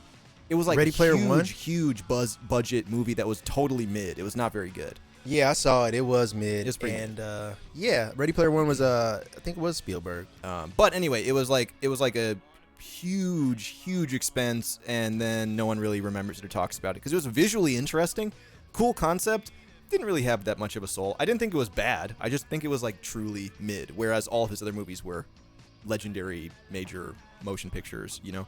Anyway, hopefully this doesn't change your opinion of the movie because he wrote a poem titled The Nerd Porn Auteur. All right, you ready for this? Hold on, I got to pause the music in the background for dramatic effect here. By Ernest Klein. I've noticed that there don't seem to be any porno movies that are made for guys like me. All the porn I've come across was targeted at beer-swilling, sports bar-dwelling alpha males. Men who like their women stupid and submissive. Men who can only get it up for monosyllabic, cock-hungry nymphos. Yo, okay, this is a poem, by the way. Oh, I thought he was writing like a diatribe. Oh, a manifesto. No, this is intended to be a poem, all right? So, sorry, where did I leave off? All right, monosyllabic, cock-hungry nymphos. With gargantuan breasts and a 3-word vocabulary. Adult films are populated with these collagen-injected liposuctioned women, many of whom have resorted to surgery and self-mutilation. And this is a fucking manifesto, dude. Where's the poetry about this? Like, this is just... And like he's trying really hard to be like, I love women. I am a woman defender. But he says, I don't know. These aren't real women. They're objects. And these movies aren't erotic. They're pathetic. These... Bro wrote a poem about porn, bro. Like, hold on. These vacuum-headed fuck bunnies don't turn me on. They disgust me. And it's not that I'm against pornography. I mean, I'm a guy, and guys need porn. Fact. Like a preacher needs pain, like a needle needs a vein. Guys need porn. The director of that, who wrote this again? The writer of Ready Player One wrote this. That's why. Okay, yeah, never again. I won't be seeing any of his films. This is it. You effectively lost the fan this time, man. Like, you fucking did it. Wow, bro. This is it's like I started reading this and I was like, What? oh, this is cringe. And then I read further and I was like, holy shit, dude. Damn, bro. Thank God Ernest have to Klein just- is protecting women. He's defending women with this poem here. Like, what? That just left me more confused than I started, man. Thank you, I don't Ernest. know. Thank you for that. Everyone snap. Everyone snap for Ernest. I love porn. That's what he should have just said. Like, I need more porn. Uh-oh, Young General So already has it turned into a copy pasta here. Oh, buddy. Yeah, that's a lot, man. No, And don't. The copy pasta begins. Oh, there God. it is. Yeah. Please don't. Not that one. All right. Well, sorry I had to show you all that. You want to Damn. see something that's just a real nice palate cleanser? Yeah. Just real quick to cleanse the let's chat. clean ourselves. Well, don't worry, everyone, because Warner Bros. Is trying to trademark Big Chungus. Everyone remember Big Chungus, the funny meme? Yes, Yeah. it was a funny meme, but Woo, not Big- anymore. Big Chungus is back, y'all. It's 2017 again. Let's go. Back with his own half-hour miniseries every day on Cartoon Network. Up next, oh shit, there go that boy meme or whatever the fuck it was. Bring that guy back. Yeah, and ooh, it's a rat. Oh yeah, Oh, bring a him back rat. for sure. Oh, bring those back for sure. This We was need a that. simpler era of internet memes, man. Whoa, what was it? Oh shit, there's that boy or whatever the fuck it was. Stinks so good. That was also when a bunch of like TikTok, or it was pre-TikTok actually. That was when the funniest meme ever was that E. It was just the prince from Shrek saying E, you know? It was like deconstructed memes. I think before everyone became too irony poisoned, we were still able to enjoy Big Chungus. And now I feel like memes are so much darker and more sinister. And they have to be, man, because we live in a darker and more sinister world. Big Chungus is but a relic of our innocence that we have lost since then, man. Dude, hearing about Big Chungus is like hearing about, I don't know, like someone who died before 9/11. Like they didn't know what the world would become. Yeah. I wonder what they plan on doing with him, because he was definitely an adult meme. Like he was doing some adult meme Big Chungus type shit, man. I mean, it was just, I feel like the main people who proliferated Big Chungus were like 12 to 15-year-olds with unrestricted internet access on YouTube. Yeah. Like that was. Does anyone know what YouTube Here come poop that. is? Here come that boy. That's what it was. I couldn't think of the Dat I Boy. remember that one. The Dat Boy meme. How are they so late on this meme? It's like 6 years after it died, and they're like, "Yo, we gotta get fucking Big Chungus back in here." Trademark them. Yeah, the people that probably made that meme popular are not going to even catch wind that it's alive. Even Warner Bros. Is trying to trademark Big Chungus. Big Chungus, of course, refers to a large version of Bugs Bunny that appeared in a 1941 Looney Tunes short. Yeah, they already own Bugs Bunny and the short where Big Chungus first appeared, but the trademark application was filed on August 26th.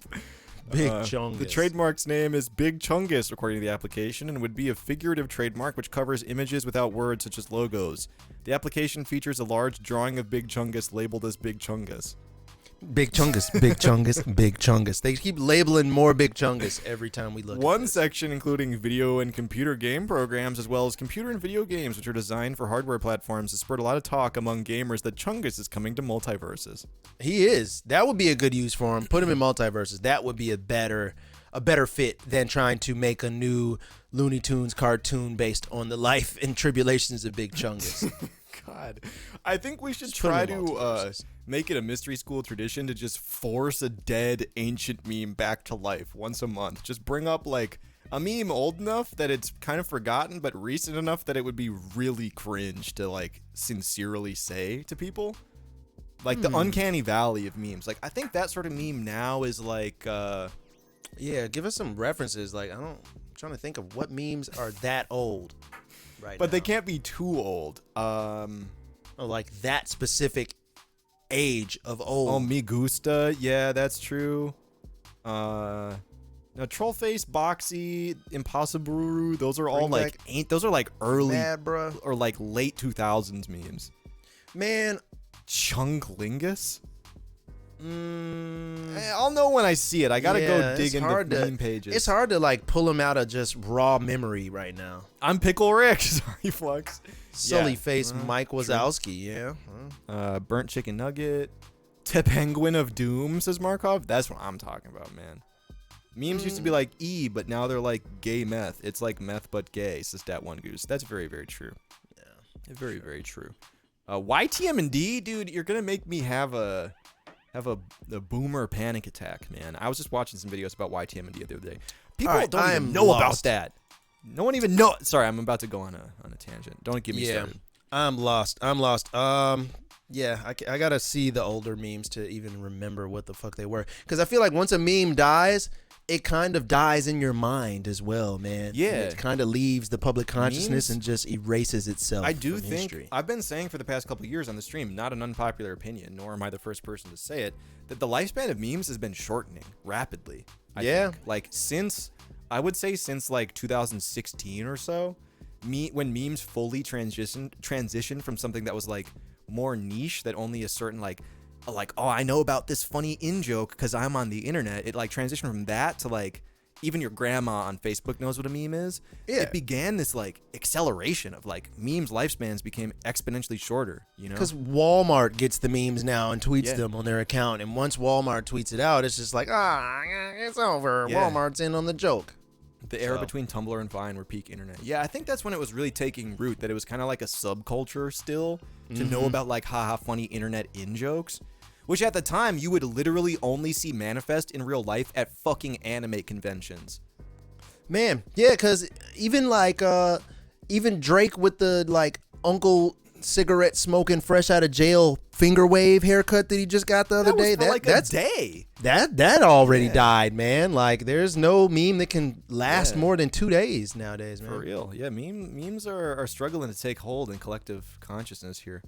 Dude, speaking of, this next article was a meme that started last night that I'm already watching fade out. We got to cover this in the next couple minutes before it's lost from public consciousness, man. Who has seen this Reddit post? My girlfriend of 2 years told me the music that I play during sex is weird and a major turn off. All right. So this post is near and dear to my heart. You all, unless you know what meme this is, or unless you know what post this is, please don't spoil the artist. You're not going to be able to guess what song this is that this person's referring to. So, I can't read. Anyway, it's fine. They still don't know the song. So I'm just going to paraphrase this real quick, okay? A little backstory. When I first started having sex, I researched into ways to be better, as I was a little stiff and pretty much had no idea what I was doing. I read online that you can play music and match the rhythm in order to put on a better performance. I mean, brother, watch a porno, brother. You don't need that music to learn how to thrust. I searched lovemaking songs and started slowly creating a playlist in which I was comfortable matching the rhythm. Okay, so there's a couple red flags already, but, you know, I'm not going to judge this guy. There are a few songs in my playlist. However, there is one song in particular which actually happens to be my favorite that my girlfriend hates and says turns her off in a major way. The catch? They fucked to only this song for 2 years, which, like, this poor woman. Man, that's almost like Guantanamo Bay torture type shit. Like, Straight up. God, like sex and this song over and over every single time? Yeah. Torturous. Yeah, it's pretty bad. So this poor woman, first of all, I pretty much played this tune every single time, so the amount of time she must have not been enjoying it when I thought the complete opposite is annoying, but also embarrassing in many ways. Not to mention my previous partners, however, they never complained about the song, so maybe it's just her. Anyway, gaslighting aside, it's fucked up the relationship, TBH, because sex feels awkward now. Listen to this. The other day, we were having sex with no music, but I was still thrusting to the tune playing in my head. She recognized this and asked me to stop. She recognized this? Is that fucking song you're humping to right now? Dude, we gotta stop this. So, okay, we're about to play the song, but you gotta hear this. I thought this song was perfect, and I always thrust along with the tune and feel it gives me the perfect rhythm for doing the deed to. Keep that in mind. I usually bust to this song and find it devastating she hates the song, so that's another important bit. But, so, okay, when we listen to this, chat, all right, keep in mind the rhythm of the song. That's what this guy is so enthralled by. That's why this is the perfect fucking song, okay? All right, and I'll give you guys an IRL real life demonstration of how the humps go to this. So it's a song by one of my favorite producers, Hudson Mohawke, titled Cbat. It came out in 2011. Y'all ready? All right, you all ready for this song? Here you go.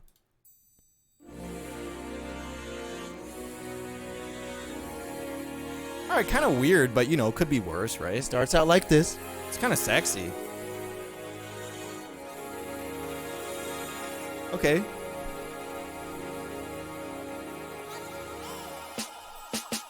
All right, kind of turn.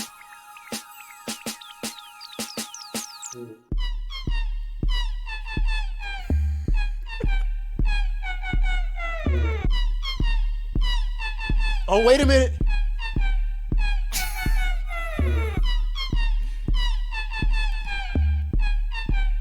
Every time for 2 years.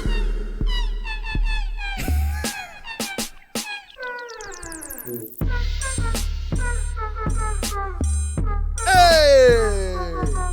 This is when he's about to bust. He's about to bust right now. Yeah, how do you fuck to this? She fucking a Teletubby. She fucking one of those gas station rubber duckies right now. So, like, I mean, like, you know, I was reading this post last night, like, oh, it's probably like Cotton Eye Joe or like a Black Eyed Peas song or some shit, you know. I could have never expected it was the underground bass music classic Cbat by Hudson Mohawke. Boom, boom, boom. Squeaks and honks back to back to back, man. Weird little whelps and yelps. You know, poor lady, man. So, That's just fucking sad. I really love this.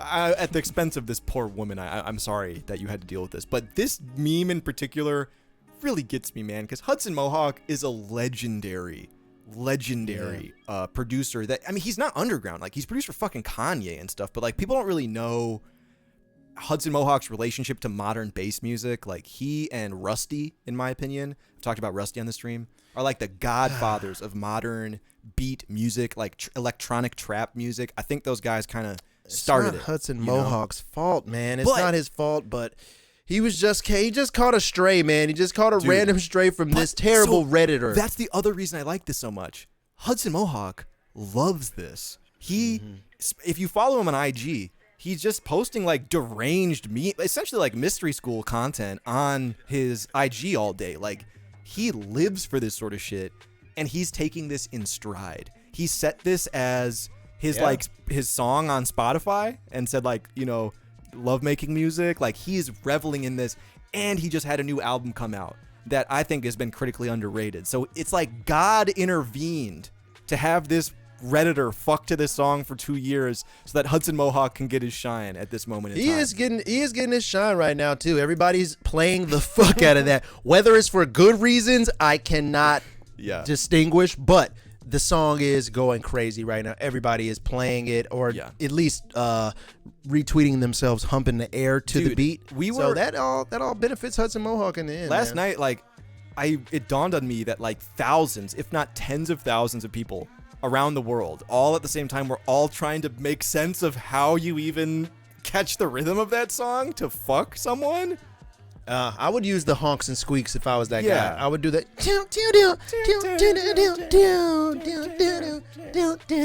Yeah, that's what my assumption was, which makes it even more vile that was going on for 2 years. But I'm riding the bass, says Uzi Convertible. Just doom, doom, doom, doom, doom, doom, doom. Alex Coyce, it sounded like Cinnamon honking in the background, requesting to be taken off of Owen's back. Yes, this is true. All right. Damn, yeah. Well, I don't know if music is a good teacher as to how to have sex. You shouldn't just follow a beat. Follow your heart instead. Try that. That'll probably lead you down a better pathway. Chubsy Wubsy says, I remember hearing Diplo play Rusty Slasher.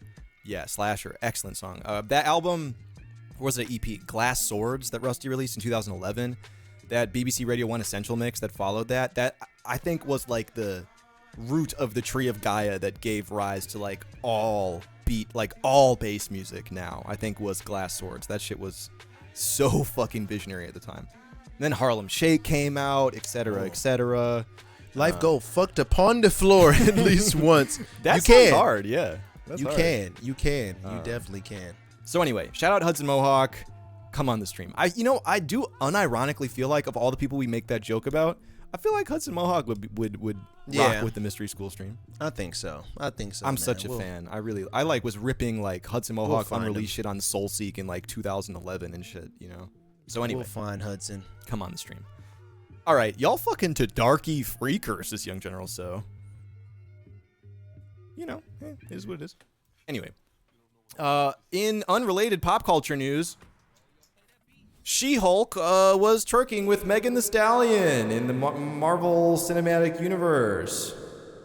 Mm-hmm. Yeah. I haven't seen that show, but congrats to Megan Thee Stallion for getting on this show, and congrats to She-Hulk for getting Megan Thee Stallion on the show. Yeah, that is the end of my dialogue. Can we get a in the chat, please? An if you would. I already see it beginning to happen. Yeah, dude. Like, people are really mad about this.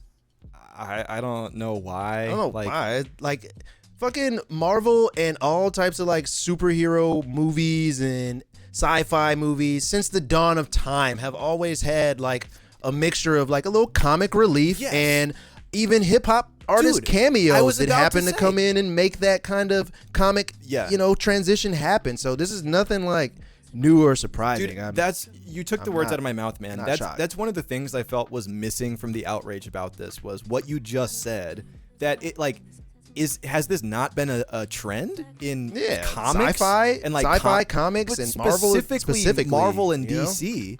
They've always thrown in bits of literally hip hop culture and pop shit, culture shit, and this is it. So I don't know what the. I think it's like double mad because it's like it's a show about a woman and Meg Thee Stallion is a successful woman, so people are like upset about that. But the one thing I will criticize, the CGI in this show really looks awful, man. Like these poor Marvel employees who are doing VFX.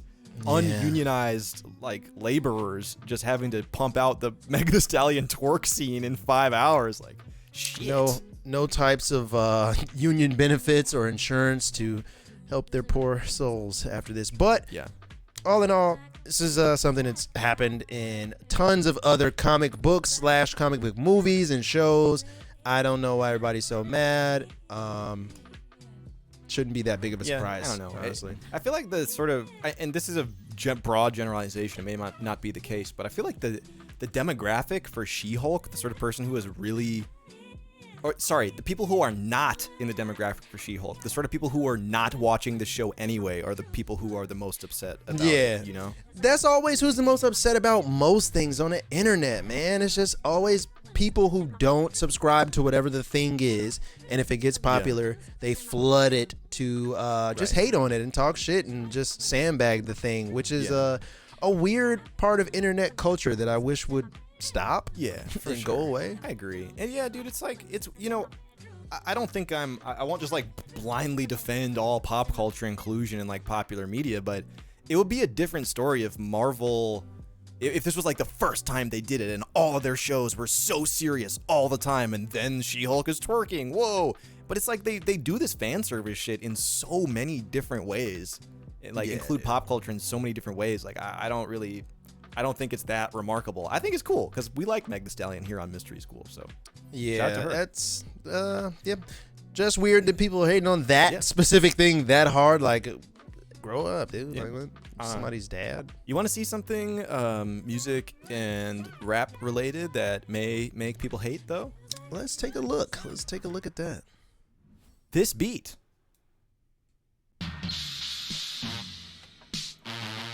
So then to kind of really make it like have that modern sound, I'm just gonna add a little hi-hat, a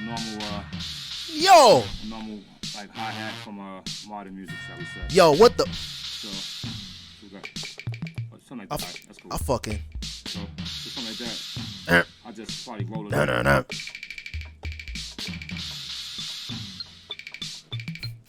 Can we get that LeBron James meme where he's just like bobbing his head hard as hell to one of those squeaky beats?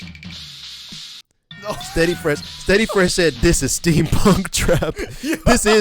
This is the inauguration of steampunk trap right there, bro. Grab your little fedoras, grab your tiny twill vest and your little bitty pants and hard bottom shoes, because RZA is making a beat for that next album. Man. Dude, the RZA cutting up the first steampunk trap single the world's ever heard right here. And it's like, boy, RZA, what are you doing, man? Yo, like, so I've heard you make a beat before, and you're really good. What are you doing with this shit? I've seen many videos in this style before, and I have not confirmed what this is. I didn't look into it. I just thought it was fucking hilarious and wanted to show the stream.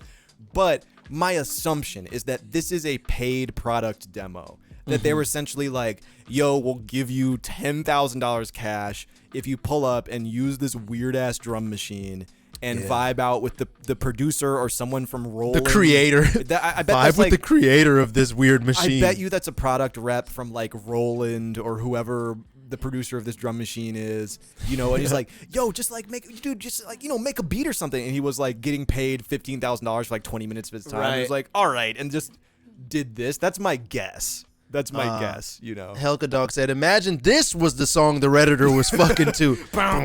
Hold on, I need to hear this shit again. This is actually steampunk trap next up. I'm just gonna add a little hi-hat, a normal. Yo. A normal like hi-hat. Steampunk trap, yeah. modern music, shall we say. I got my little fucking goggles and glasses. I'm steampunk classic. Got my fucking vest on. I'm steampunk rapping. Yeah, it's twill, it's tweed. I got a fedora on. I don't give you everything you need. I don't even bleed. Looking like Road Warriors Volume 3. Yeah. Fucking steampunk bars. Steampunk trapping out the fucking car. Yes. Yeah, it's Freestyle Friday extending. Steampunk Trap freestyle. Steampunk Trap is next up, by the way. You heard it here. will.i.am will kick it off in the year 2025 with his new single, Relearning How to Fuck, featuring Meg Thee Stallion and the Kid Leroy. The whole video is going to be shot on a weird blimp that has like wings on the side of it too that flap, and everything has like wires and all types of weird got shit. Fucking goggles on, right? Goggles, leather is everywhere. Leather gloves, boots, all types of shit like that. It's a time. You guys are going to enjoy it. It's going to be really fun. It's coming, man. It's coming. So please, bro. Anyway, RZA, really thank you for that awesome beat. Nah, it's not the machine's fault. RZA had the steepest decline. Jug almighty, damn. Man, I think it's RZA's fault. I think he just wanted his $15,000 for 10 minutes of work. Honestly, and the machine probably was fucking weird to even like program. It was like, I mean, probably like TikToking and stuff. He probably didn't know what to do. I don't remember. I've seen this around. This is like a off-brand drum machine. I don't think this is a Roland one. This is like an odd sampler here. It's like a competing one. That's not like an MPC or some shit, you know? Nah, RZA don't know what to do with this shit. That's why he made that horrible ass beat on there, man. And there's like just multiple bells hitting. That shit's hard, dude. You got to give RZA MPC 2000, man. He is not about to use that little clickety clack calculator beat maker. For real. Mystery School should really kick off the steampunk trap shit, man. Y'all would be pioneers, says Mike the Villain. Milady, I come through tipping my hat. I'm gonna dig up some steampunk trap samples for when we get into the new studio, and okay, pause the fucking music. One thing that I think we need to bring back for the next generation of sudden death, since we're gonna be back in the same room, no latency, instant collaboration, I do think we should bring back like genre specific goals for sudden death. Like if they want us to make like a conceptual song, like a steampunk trap sort of song, I think we should either have goals to do that, like if there's memes we've been talking about, or bring back something like the wheel on certain days that like I get forced into making a certain type of beat or something like that. That would make it a lot of fun. Chat, what do you guys think about that, man? I think that could be cool. A lot of our viewers came to the stream from the footwork beats that we did, the footwork sudden deaths that we did. More footwork, please. Yes. And it's kind of hard, like during the normal sudden death flow, to like, we're not gonna like find footwork samples. We have to, for whatever reason, like decide to make a steampunk trap type beat, you know? So I think we should bring back like incentives to do shit like that, you know? I like that idea a lot. Yeah, it looks like Chad agrees, man. So we'll keep that in mind and build some kind of mechanism to make that happen. I would like modifiers. I need a good Jersey Club sudden death. Yeah, see, I would love this shit, Jersey dude. Club would go that'll go bonkers, man. I would really like to make beats on sudden death that like really make me uncomfortable and like push the limit of what I can do in 15 minutes, you know? Man, yeah, and we could just rack up samples, man. We'll take some time to just rack up samples, drum loops and samples, so you can just have a Jersey Club loop already assigned there that you can just play instruments over the top of. For real, dude. I have like a huge library of loops and shit like that. The bass music is the thing that's kind of hard to come by, that we have to like look for splice samples for and shit, but we want to expand it out. So once again, also, if you tuned in the last half of the stream, you missed the announcement at the beginning. We've got 6 more shows, 2 more weeks of Mystery School in this setup where the stream is remote. We're not in the same room. 6 more shows. Then we're taking a very small break to move the stream back in person into the new Mystery School stream studio. We're really excited. So you better pull up for the next 6 streams, because this era of the show will be gone forever after that, and it's been a special time, you know? Yes, you better come back and hug it, kiss it, remember it. Remember it. and feed it well because we are going to murder it very soon will put and it. start an entirely new family with another stream. Yeah, in a different real state, soon. change our names and everything, you know? Oh, yes, it's coming, man. But we're excited about it, Yeah. and we're excited to get back into the same room in a new studio. real. We'll have so much more freedom technologically, and we'll have so much more cool stuff we can add to the fucking streaming game, man, because doing this remote, we're very limited, so we're pretty we'll much be able to do a lot more. We're pretty much at the like technical cap of what we're able to do with this version of the show. Like we've tried to add some extra shit in, and like it just we're literally pushing the limit of what can be done. Like I had to learn that our latency that we're using to do this show right now, it cannot get any lower unless the speed of light changes. Literally, like I'm not being hyperbolic. We have latency that is Holy as shit. low as you can possibly have with fiber optic internet. The only things that could make our latency better are if we moved closer together or the speed of light changes. So we can't really push it any further. So we only have one way to go, you know? Yep. And that way is up. So we'll be starting that pretty soon, guys. 6 more of these streams before the switch over. Enjoy it while it lasts. Enjoy it while it lasts. Kia's in the chat. Kia's been here since day one. Started from the night vision cams in a random room. Now y'all got a whole night studio. vision room. Kia, wouldn't have been able to do without you. We really appreciate this. Real shit, in the man. early days. We'll never forget. We'll never Put forget. the battery in our back. I will say that every damn day. Thank you, Kia, for making us into something, man. We didn't have anybody who would even be willing to come to the Mystery School stream. And then Kia pulled up, and so many other people were like, oh, shit. Kia likes it. We should fucking check it out. This isn't a Denny's, or it says HTTPS. No, dude, we're connected peer to peer right now over fiber. Oh, dog, Like, yeah, we're this not- shit is real internet shit. We're not using HTTPS. We're like peer to peer port forward connection to do our voice chat and to do sudden death and shit right now. So literally, like fiber internet can't get faster. We have to physically move closer together, or the speed of light has to change for us to be able to do this together. Ah, yes, man, the speed of light. You guys remember that, right? Yeah, I don't remember what it is, but anyway. All right, it's looking like the podcast episode today. We've got a couple different directions that you can go in for the remainder of the stream. We can either talk about some pop culture shit going on that I think is very thematically relevant to the steampunk trap conversation we've been having thus far. I'll steampunk trap it out right now. Are you interested in that, or you want yeah, you know, that's the logical next thing. I think we got to go there. We got a couple articles left. Yes, okay, this is what we got to talk about. All right, check it out. Plum Bob Rob, welcome back. The Rings of Power, the new Lord of the Rings franchise that Amazon reportedly spent $750 million on, It looks like they did, honestly. It looks great. is getting review bombed, ? So, okay, I haven't watched this yet. If you have seen the first couple episodes or however many are out, don't send any spoilers in the chat. I'm a huge Lord of the Rings fan. I've been holding out hope for this show. It looks like most people don't like it, or at least it's very average and not becoming of $750 million. I'm not going to have my opinion until I watch shit myself and let you know, but we're in this weird zone because it's really hard to tell if the reviews are low because people are mad that, I shit you not, there are black elves and dwarves, or there shouldn't be black elves and dwarves. or if it's actually bad or mid. That's something, I can't remember if I talked about this on the stream.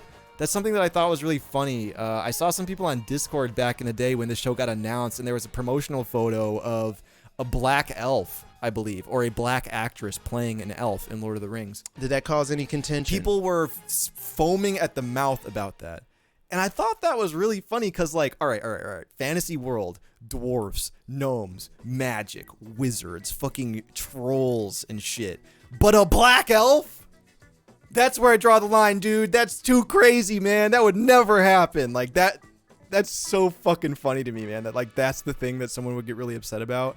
And then I know there's a conversation about, like, Tolkien's depiction of the world and how there weren't any dark-skinned creatures or whatever the fuck. I don't know, but the idea you would get, like, so bent out of shape about there being elves or fantasy races that have a different skin tone other than, like, lighter than eggshell is hilarious to me. But I don't know if that's why it's getting review bombed. I've also seen some people say that they just thought it was mid, like outside of all that. What is your relationship to Lord of the Rings, the franchise? Did you want to watch this? Are you interested in it? No, I liked Lord of the Rings. I like the lore. I like the history of it. I always thought the visuals were crazy, stunning. But I just heard this one was just boring. They just said it was just literally just like boring, which I could definitely believe because a lot of Lord of the Rings movies, they take a long time to kind of get started in the most plain sense of the word. So I could see how a new viewer would think it's like, oh, this might be boring or something. But I haven't seen it yet though, so I have to watch it. Yeah, I'm gonna watch it after the show tonight. I think I'm gonna watch it with Anna because I'm a huge Lord of the Rings fan. I'm not gonna be able to tell you about like the extreme lore, but I've watched the like extended edition trilogy like 5 times. More than that, maybe closer to 10 times. I really like Lord of the Rings. Anna loves Lord of the Rings. She's read the books as well as watched the movies with me, so we really like Lord of the Rings in this house. But there's 2 other really interesting things about this. It's an Amazon production. Amazon is the one that footed the bill for the $750 million that went. That is so much money, man. Almost $1 billion. Cool billion on a single TV show. That's unbelievable. And so now some people are alleging that there's some foul play. I was reminded of this because of what Lame James said in the chat. Some of you might have seen. Let me actually try to pull this up real quick. There was a video going around yesterday that was allegedly the intro to this franchise or to this show. Here it is. Okay, I got it. And people were making fun of this shit because, to be fair, it looks kind of corny. They said that this was the intro to the show. It looks like a Sephora makeup ad or some kind of commercial. It does look like a 80s sitcom intro. That was kind of funny. I'm not gonna lie. So okay, if you were to retweet this earlier today and last night, you would get a warning from Twitter, like a misinformation warning that said, oh, hey, this actually isn't the intro to the show, and intros usually have the names of the actors and shit. So, like, Twitter's misinformation ads were doing damage control on behalf of Jeff Bezos to be like, yo, it's not really this cringe. Seriously, this isn't the intro of the show. Like, just wait till it comes out. Just, like, hold on. That's crazy. And they're also saying that the embargo on the reviews is odd because you know who owns IMDb? Yeah, Amazon. Amazon owns IMDb. So Amazon has almost $1 billion sunk into this show. People are starting to be like, it's kind of mid. And they're like, yo, shut down the reviews. Yeah, it looks pretty boring. I haven't seen it, though. I need to see it for myself. That intro was boring, though. If that was the intro, god damn, that sucked. That was boring. It was pretty bad, yeah. Hopefully that isn't the intro, and they were just like giving you a piece of content to check out the characters before you watch the show or something. Yeah. But no, I do like Lord of the Rings as a franchise. Like it's giving me hours of movie watching and enjoyable New Zealand landscapes and shit that I really enjoy. I like. There's so many different iterations of it too. You got the Hobbit, you got Smaug, you got all these fucking different branched off characters. The vibe of Lord of the Rings is undeniable, whether or not you like the movies or not. It was like responsible for. Dude, there was like a high fantasy renaissance that happened in the early 2000s, man. Lord of the Rings, World of Warcraft, Warhammer, Age of Conan. Teriyaki said, it's a show full of ancient men. That is true. It's all ancient men, yes. That is true. I do like that vibe a lot. Oh, and Hikadog says it is in fact $1 billion because $250 million was spent on advertising. So Amazon is $1 billion in the hole on this show. So the stakes are high, man. Like, and I would want to talk about Lord of the Rings because I like Lord of the Rings anyway, but like this is one of these rare moments where we kind of get to see a cultural corporate battleground happen in real time. You know what's happening too? I'm sorry to cut you off. No, go for it. You know what's happening? I think that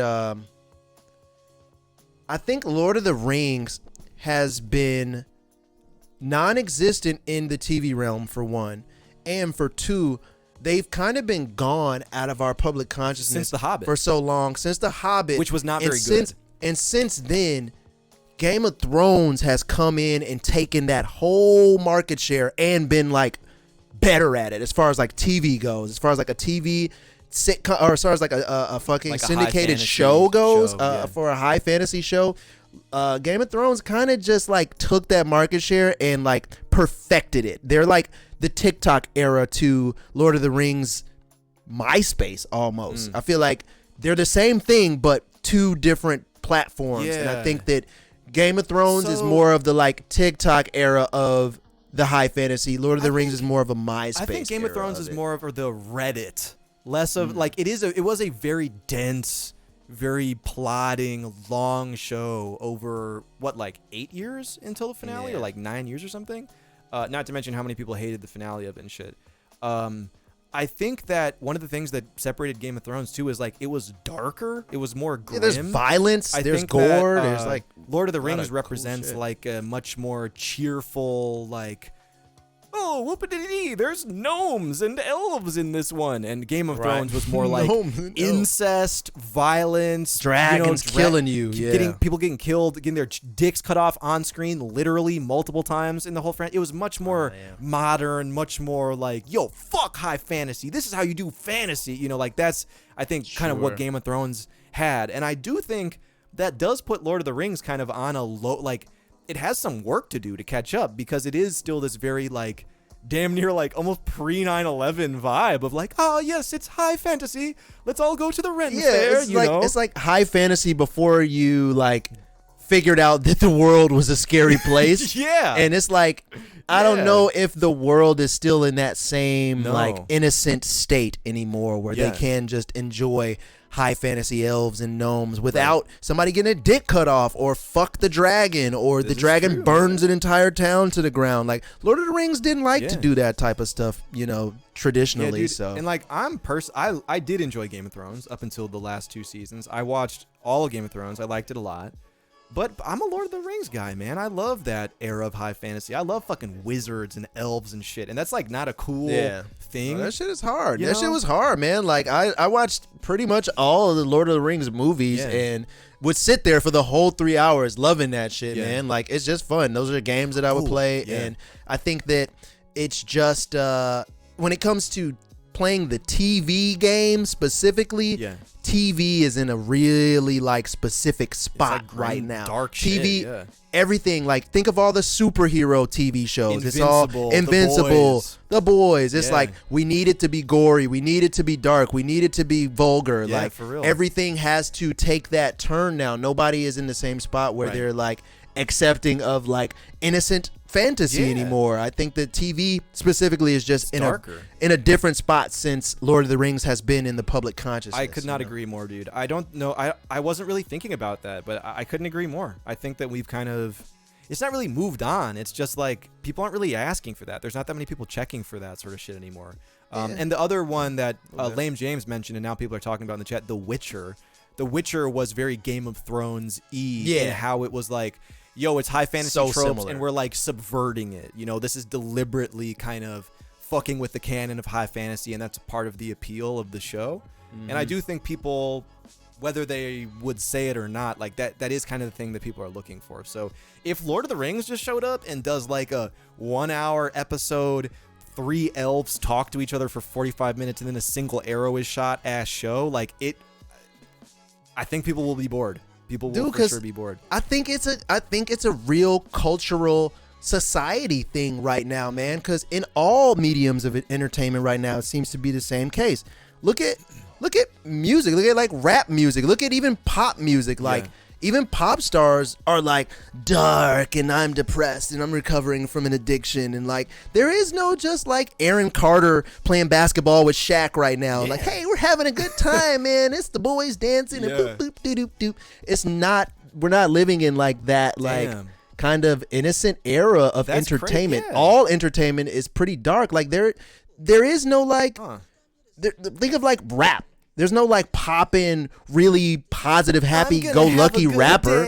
Remember when like 2007 and 8 and 9 and 10 happened and shit, and like you could get a a happy-go-lucky. There's no like Macklemore's not coming out right now. You know what I mean? Like there's no like fun, happy thing happening right now in entertainment. The Ultimate Cool says there's Chance the Rapper. No disrespect to Chance the Rapper, but there was Chance the Rapper. Like Chance the Rapper has all but completely fallen out of the mainstream. And like I'm friends with Chance, and I watch his entire journey. And Chance is like, he's like rapping now because like he can't present himself in a positive light because people just don't want any positivity, man. And it's I like think now.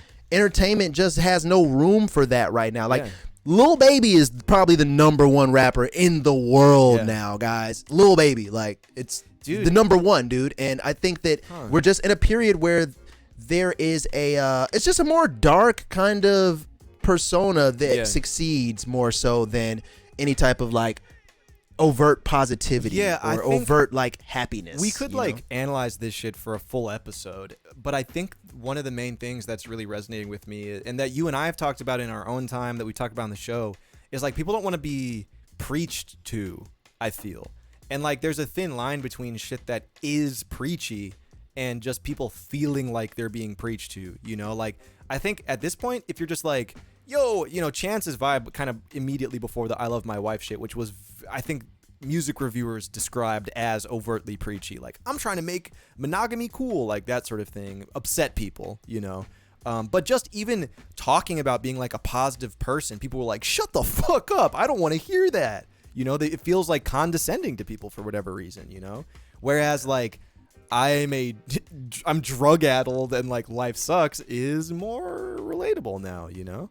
And I'm not saying one is like more or less deserving of being, you know, popular music. It's just like a manifestation of what people are wanting to hear and like wanting to relate to. It's society, man. We're in a societal point right now where we do. Yeah, entertainment just does not crave when you said happiness. When you said there's no artists that are making like happy shit. You know, the only people, I searched my mind because I was expecting like, oh, there's got to be one outlier. The only people that aren't doing that sort of shit are like idols, like K-pop groups and shit.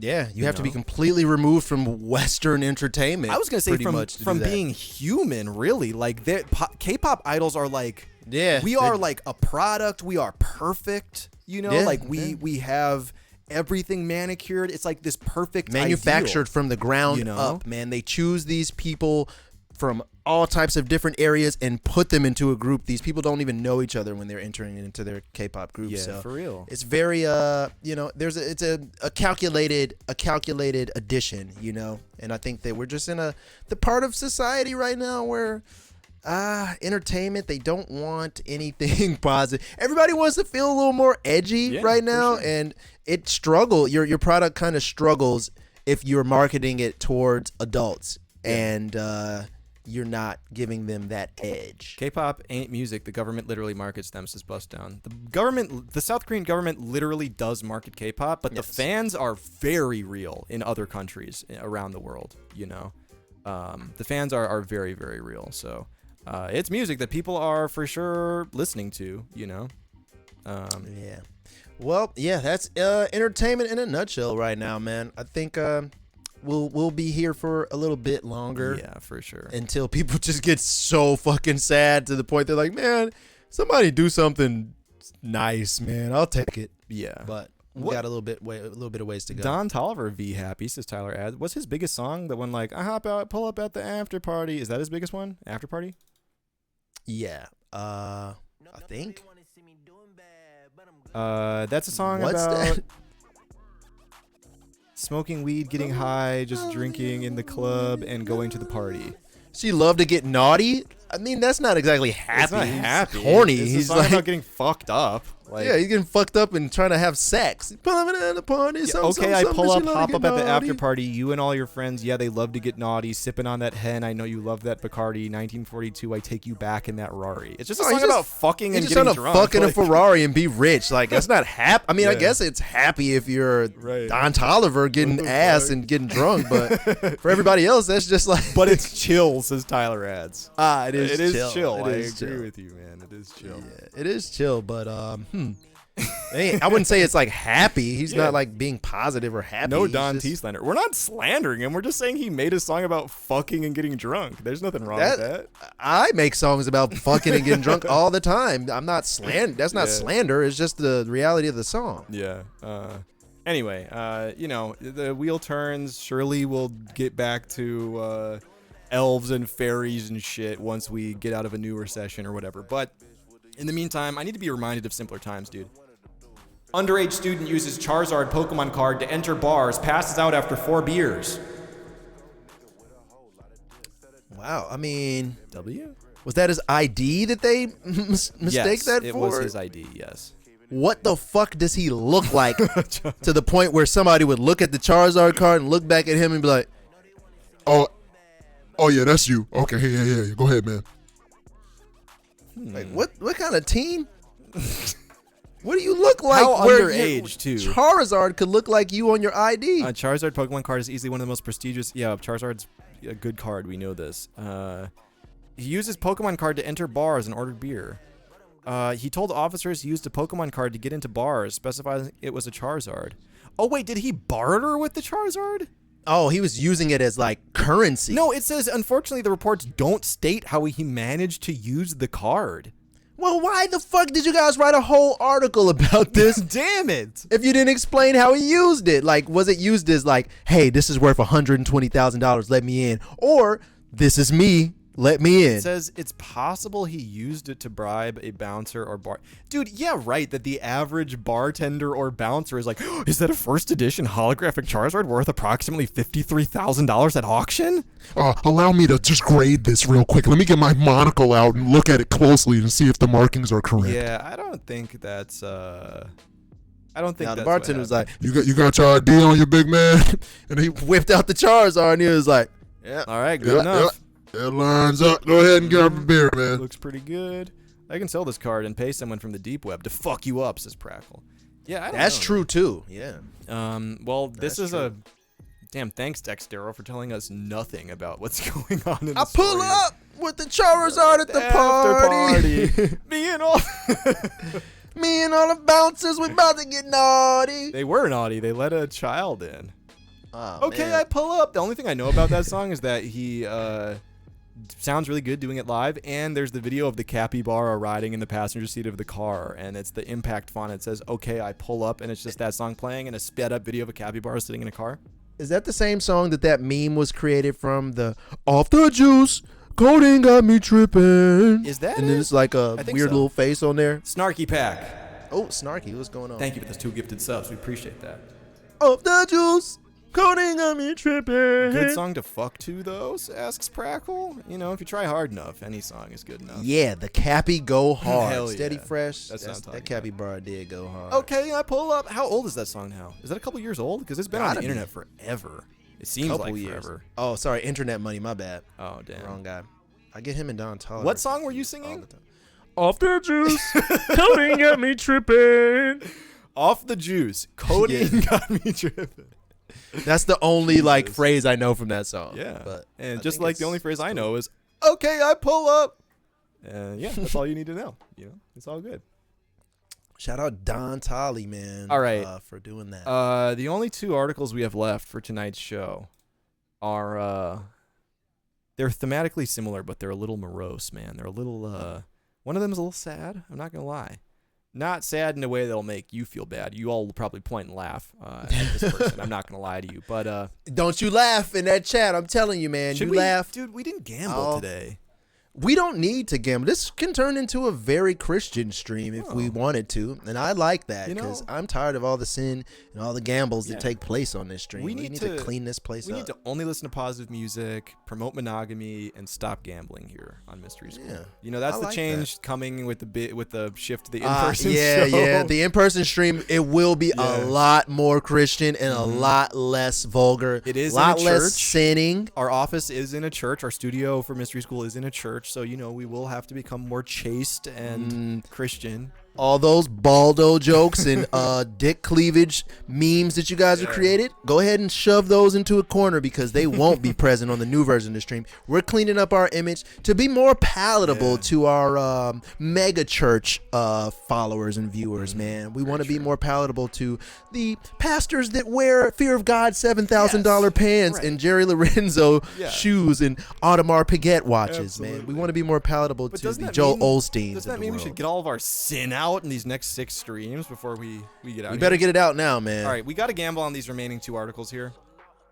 I think we got to gamble. Well, one is a bit more of it'll lead to it's a follow-up on a discussion we've been having on the show recently. We are kind of at the end of the show. Do you want to just bookmark that one for Monday? It's not like a super dense conversation. It's just something we've been talking about. That's fair. That's fair, yeah. We can hold off on that because I feel like we need to extract all the juice we can out of these next 6 episodes, man. I do have one final one. We can gamble on just this one. You think we should? You guys that thirsty for a gamble tonight? Do you want it? How bad do you want it? Teriyaki says, are you guys really going to aim for a cleaner stream after the transition? Hell no. Definitely not. Cleaner? Like in terms the of the building content, or the space? In terms of the presentation of the content, it'll be cleaner. In terms of the subject matter of the show, absolutely not. How do you think we would do something like that even? Like, what the fuck could we even do? Absolutely not. I don't know, man. Well, no, that won't happen, but we will give you guys a gamble before we get out of here tonight, man. Let's go ahead and roll those dice. Gamble emotes in the chat, or else I'll clean up the stream and we'll limit swearing. We'll limit sexual articles. We'll limit even crime articles and just focus solely on more, more confessional articles where people are confessing things that they've done and asking for repentance, you know. This next article is pretty much in line with our newfound faith on the stream here. Yeah, I'm feeling religious. I'm feeling holy right now, and I think that you guys should too. Lil Francois says, late night with Mystery School, family friendly now. Yep, don't bring your kids to the stream. Bring your family now. Maybe we can be. You think we can turn into a family stream once we go into the new studio? That's how Ninja got rich, man. You know, it worked for him. Damn. All right, y'all. Maybe we'll sacrifice you guys to become a family stream and ruin our brand, but get $12 million in the meantime. You know. All right. Let's get a gamble up. What do you think this last article gamble should be? He doesn't know what it is. I haven't shown him what it is. All right, so it's only one article, guys. So you got a chance to win or lose here. I'm gonna go ahead and give it. Ads included. We'll do article and ads on this one just to open up the sphere here. There aren't that many. There's like a good number of ads. Like not an extreme amount, not a little amount. That's so fair. That's super fair. It is a fair amount of ads. All right. I'm thinking. Ads and article included. Will we see anything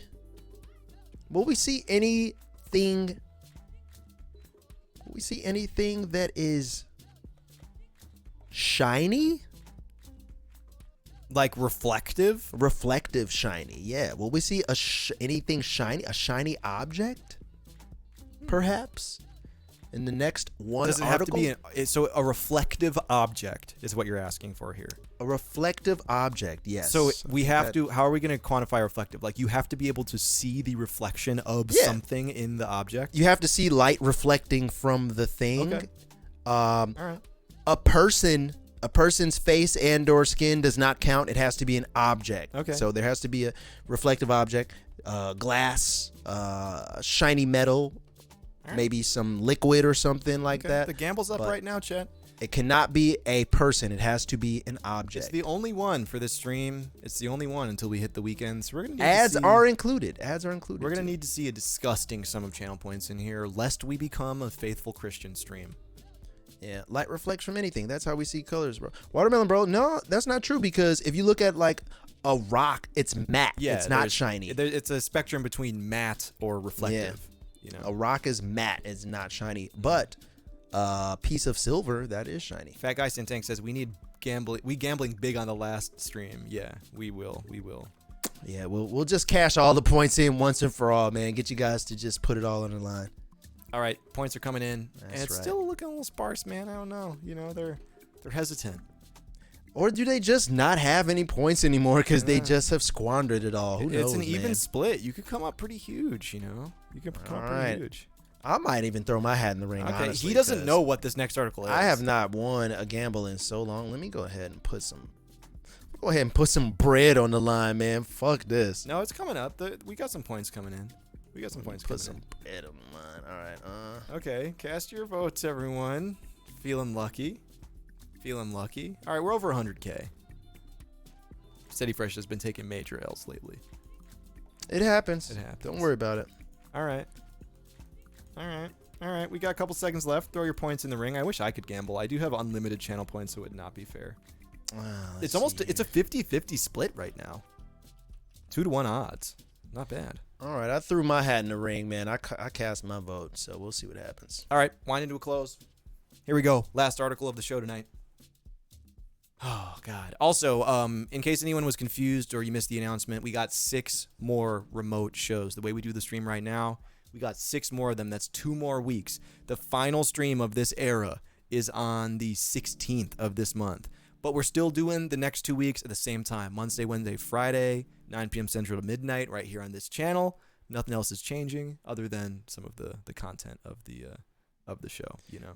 Yep, we'll be repeating this for the next couple of streams, so don't you worry if you didn't understand today. But, like he said, 6 more of these. 6 more. Yeah. Why does Tyler Ads keep saying TLDR? There's nothing to read on screen. All right, the gamble is in. Up next, final article of the show. Man who married a hologram wife can't talk to her due to a tech glitch. Up, there it is, shiny. Yeah, that shit's boom. shiny. Glad I bet on that. I just came up big time. Spent that bag. I have not seen this article, so I didn't cheat. But you guys hopefully voted for a shiny object. Damn, right that's there. shiny as hell. Like, Yeah, undeniably that's shiny right easy, there. easy bag right there. Yo, Wow. I personally Came would have up. never bet no shiny in with ads included. Like how much shit there is for like smartphone ads and stuff. Yeah, like, you would've there's got just tons of fucked on just this one. dumb stuff there. Well, all right. Well, Anyway. there it is. Last gamble of the night. So we did say that some of our viewers would point and laugh at this guy. I feel bad. I feel bad for him. You know, he just wants to talk to. Is it Miku? Can't talk to her because of a glitch. Can't tell. Anyway, let's see. We actually talked about this guy initially when he got married. It was a long time I remember ago. that. I rember this dude. Yeah, it was a long time ago we talked about him. And he seems like a nice guy, you know? He's living his life. Not going to yuck his yum. It is what it is. Ever felt a strong attachment to a fictional character to the point of fantasizing about them? Sometimes we do. However, fictosexuals? That's what it's called? Oh, wow. I didn't know that was what it was called. Fictosexuals feel more than just a platonic feeling. They are sexually attracted to the fictitious characters. A Japanese fictosexual, Akihiko Kondo, was so fond of Hatsune Miku, a Japanese Vocaloid, that he dated it for 10 years. Akihiko ended up marrying Miku when the technology offered him a holographic version in 2018. Via Gatebox device, Kondo could interact with Miku. However, tech support for the device ceased, Oh, no. The company went insolvent. causing a glitch in his virtual nuptial life. He can't talk to Miku anymore. Here's what he revealed, how he came to fall in love with Miku and how it saved him. After the digital demise of the hologram, hope it's not, Kondo keeps a life-size version of Miku for company. Damn. His wife is just frozen in, like, perpetual computer glitch hell? Yeah, he can't see or speak to her anymore. Damn, bro. I'm sorry, dude. I'm sorry for your loss, man. F in the chat, I guess. But there is always, you know, re-downloading and uploading another version, or just, you know, Like do jailbreak a it. soft reset to go back to the prior update Right. where she wasn't broken and just talk to her then. I feel bad for him, man. He says his job is a civil servant. I married Hatsune Miku, who lives in my house. About 15 years ago, I was bullied at work and took a leave of absence, but thanks to her, I was able to return to work. She saved me. Aw, he's a sweet guy, man. Dude, why like- they take his girl from him, man? You know, if this dude is not hurting anyone, if he's living his life, if he's a kind guy, give him his girl give back, him man. his wife back. Give him his wife back, man. Undo action, please. Yeah, give him his wife back, man. For real. Hard reset. He didn't deserve this, dude. He didn't deserve Recharge the battery. Do something. What? Man. Yeah, he should just also maybe ask to jailbreak it, like if he could get access, you know. But then maybe she starts acting different or something. Then he said, it's something that needs to happen sometimes. What? You saying he needed to be separated from his hologram wife? Yeah, dude. Why? He's just living his life, you know? He doesn't deserve that. They playing COD 1, but he can't get his wife back. Yeah, man. Like, everybody got... Goku just gave Ariana Grande a spirit bomb on Fortnite, but we can't get this dude's wife back. Like, this don't make no sense. Yeah, it's something that ain't adding up, man. He seems like a nice dude. Maybe there's some sort of initiative that exists to like help him out or petition them to bring this back online. Like, someone's got to be able to help him. We need to just holler at a group of programmers to just be able to give him at least a version of his wife back in there. Maybe she doesn't have the full range of motion, of course, or something, but she could at least still have the voice and enunciations of his wife. He jailbreaks her and she gets a virus that makes her start twerking. You know, maybe that's the future the globalists want. He should have stored her on the cloud or something at least, though. You can't just be letting her live on a hard drive like that. Yeah, for real. All right. Well, see, I said it was a bit of a sad note to end the stream on. Let me see if we got any other articles that fell between the cracks that we can just show everyone to just feel a sense of a simpler time. Always store your wives and husbands and significant others on the cloud, guys. Please, don't forget that. I accidentally missed two very important articles, one being the title article. How about you read that one? Let's hit that one then, man. It's I feel like we got to do that. Shit, I missed the title article. All right, well, it's the biological proof that oftentimes she does in fact let you hit biologically because you are silly. All my silly fellas and fellowettes, stand up in the chat, y'all. This bird is giving us the once in a lifetime opportunity to cash in on the silliness. Silly folks, stand up. He said, oh, kind of silly. Ooh, she's kind of with it, though. Yeah, as all scientists know, there are many instances in nature of being silly leading to sex.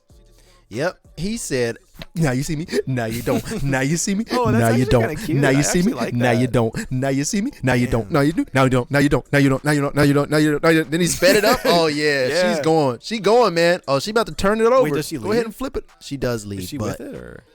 She not with it, but she's like, all right, actually, I'm not really rocking with You're a little too silly. She can't keep up. He's going too fast, idiot. Slow it down. Damn, dude. Then he just pauses. Like, he had her when he was like doing it at a regular speed, but then he went on like crack speed and was like, "Now you see me, now you don't, no, you don't, now you don't." Damn, he's at 150 BPM. This young general, so slow the fuck down, dude. Yeah, damn. Well, you know, I guess that last time we talked about She Let Me Hit Because I'm Silly, many of our viewers attested by typing 1 in the chat that they were allowed to hit because they were silly. And then some of our female identified viewers also said that they allowed a fine gentleman to hit because they were silly as well. So it's a real phenomenon in nature that I think we can trust at this point, you know? I think nature invented that phenomenon, to be honest. So we gotta give nature its due justice right there. Yeah, I think it's you know, the proof is in the pudding. Just observe animals in nature. Lame James says, "Ladies, I'm so silly." So silly, he's so silly, dude. He's dropping silly bars in the chat all the time. Silly on Twitter, silly in the Discord. He's a silly Billy. Yeah, for real. All right, we got one more. You want one final piece of good news? I think we have to, man. Let's just keep on ramping it up. All right. Final piece of good news today. Curious to see what you think about this. Cannabis users no less likely to be motivated or able to enjoy life's pleasure. Wrong. I smoke weed and get depressed and get sad and quiet. Listen to this. Adult and adolescent cannabis users are no more likely than non-users to lack motivation or be unable to enjoy life's pleasure, new research has shown, suggesting there is no scientific basis for the stereotype often portrayed in the media. Did this come from ismokeweed.com? What kind of Snoop Dogg ass fucker wrote this article? No, I get high and I am not motivated to go fucking solve a math problem or mow the lawn. I want to sit down and eat snacks and watch something. Also, this guy's rolling the nug here too. That's how I know this is a fucked up article, bro. If you put the whole nug in the paper, you are a real psychopath. What is going on there, man? Yeah, I don't know what to say about this dude. What kind of joint is this, man? Can I get a source, please, on this? Who's the source for this article? The source is in here somewhere. Sources, trust me, bro, for sure. Bro. That is the source. This is propaganda from Big Weed, says Kilogrammer. Oh, yeah. I ain't never seen nobody try to get me this high before. The results are published in the International Journal of Neuropsychopharmacology. Well, that's if a word that's hard to pronounce. That means it's objectively true. If y'all are still like motivated to do your homework and do stuff after smoking some weed, then you're obviously still smoking that 2012 Gorilla Glue and or purple ape or something, man. Yo, listen to the methodology for how they got these results. This ain't that new Thrax. In a second task, measuring how much pleasure they received from rewards, participants were first told to estimate how much they wanted to receive each of 3 rewards. 30 seconds of one of their favorite songs, 1 piece of chocolate or a sweet, and a 1-pound coin. On a scale from do not want at all to intensely want, they received each reward in turn, were asked to rate how pleasurable they found them on a scale from do not like it at all to intensely like. So the rewards, quote unquote, and treats for the experiment participants were 1 singular coin, 1-pound coin, 1 singular piece of sweet chocolate, or what was the other one? 30 seconds of your favorite song. Okay, or like a $1 coin. Right. So did they just get a bunch of 8-year-olds high and test this out? Because an adult is not impressed by any of those things. The piece of chocolate or 30 seconds of a song. It's like, bro, I'm high as fuck. I'm trying to sit here and watch this Lord of the Rings show that everybody keeps saying is terrible, man. I don't want to hear any songs. Yeah, I don't know if this is the best methodology to prove that your motivation centers aren't fucked up, because you might start eating the coin or some shit. Or you might start sliding the chocolate into a video game at an arcade or something, man, which they're both pretty bad options, honestly. We're so used to seeing lazy stoners on our screens that we don't stop to ask whether they're an accurate representation of cannabis users. Our work implies that this is in itself a lazy stereotype and that people who use cannabis are no more likely to lack motivation or be lazier than people who don't. Not true. Not at all, man. I have sat for hours playing NBA 2K, high as shit, not motivated to do anything, man. Mm-hmm. I don't even like that game. It's just that when you're high, it's there. Like that game. It's there, and you just gotta play it. Ace the Samurai back for 33 months at tier 3. Oh, damn. It's Good Big see, Ace, man. Also, what's up, Philanthropist pulled up, says, wait, did I miss the announcement about the next version of the stream? Yes, but don't worry. We'll tell you again. We'll tell you again. Thanks for waiting until the end of the stream, everyone. We talked about this several times today, but if you pulled up late, we got 6 more streams in the remote era before we take a little break. A little break, all right? It's not going to be like months or anything, or even a month at that. Yeah. And then we move into the in-person Mystery School studio. So we got 6 more shows like this. The last stream in the remote era is on the 16th. Okay, we've been doing this for 800 some odd days, as Ray J found for us. So wow, yeah, we'll be stepping into the future. We'll be stepping into the future, guys. This is Alex Clay. Tune in, stay tuned for these final finale episodes of the remote Mystery School stream, where we are not in the same room, because pretty soon we will be, and it'll be a completely new world, man. But rest assured, the structure of the show will remain the same. Don't worry. worry. Remain the same. Also, much, man. So don't be scared. Charlie Torque says, yo, can I get a shout out for my brother Sean? He's going to college for basketball, dropping him off tomorrow. Yo, Sean, congrats, man. Hey, shout out to Sean, man. And shout out to getting into college ball, man. I wasn't good enough to make it there. I fell off after freshman year, I think, man. Dude. Congrats. Have a good time at college. Yeah. All right. Okay, on that note of being lazy stoner, that's it for the stream tonight. We're out of here. That's it for the stream for this week. It's Friday, right? Yeah, that's it for the stream for the week. Enjoy your weekend, guys. Enjoy the weekend. Be safe out here. It's a holiday weekend, too, so make sure you're looking out for the police. The police love coming out on holiday weekends. Guard your grill. Don't smoke the weed in the car, because then they got probable cause to search the car. So smoke it outside and then just make it on home safe and sound. Indeed. And thank you so much for just staying with us, everyone, while we figure out this transition. Just watching the stream. We got people in chat who've been watching the stream. and who've been subbed and shit for literally years now. It really means a lot to us, guys. We're going to do right by you when we make this move. We got 6 more streams in this era. You know, we don't have to get all emotional about it yet, but this era is coming to an end and a greater one begins shortly thereafter. So it would mean a lot if you'd consider coming back for the next 6 shows as we consider it. Say goodbye to this portion. So we are going to raid today. We're going to hit a raid today. Stick around if you can. We're going to find someone with a 0 or 1 viewer in the music section to drop our entire viewership on. Thank you so much to everyone who gifted today. I want to shout them out real quick. Snarky Pack with the 2 gifted subs. Lame James with 1. Teriyaki with 13 Let's today. go, Teriyaki. Thank you. Good to see you, man. Really appreciate that. Fugitive Oak with a gifted sub. Antonio. Yeah. EMCA with 1. Kicks with 5. Lame James with 5. Dad Tay with 1. Young General So with 5. Real Gamer 261 with 5. Thank you, guys. We really appreciate that. Wow. Great week of streams, y'all. Great month of streams so far. We've only been in this month for about 2 days now. 1 stream but this month. You guys are killing it this month so far. So thank you. And let's get this raid going. We'll pick up on Monday at the same time, same place. Let's see if we can find a new friend tonight in the music section. All right, let's try to find someone here to hit with the raid. What is this? I'm clicking it.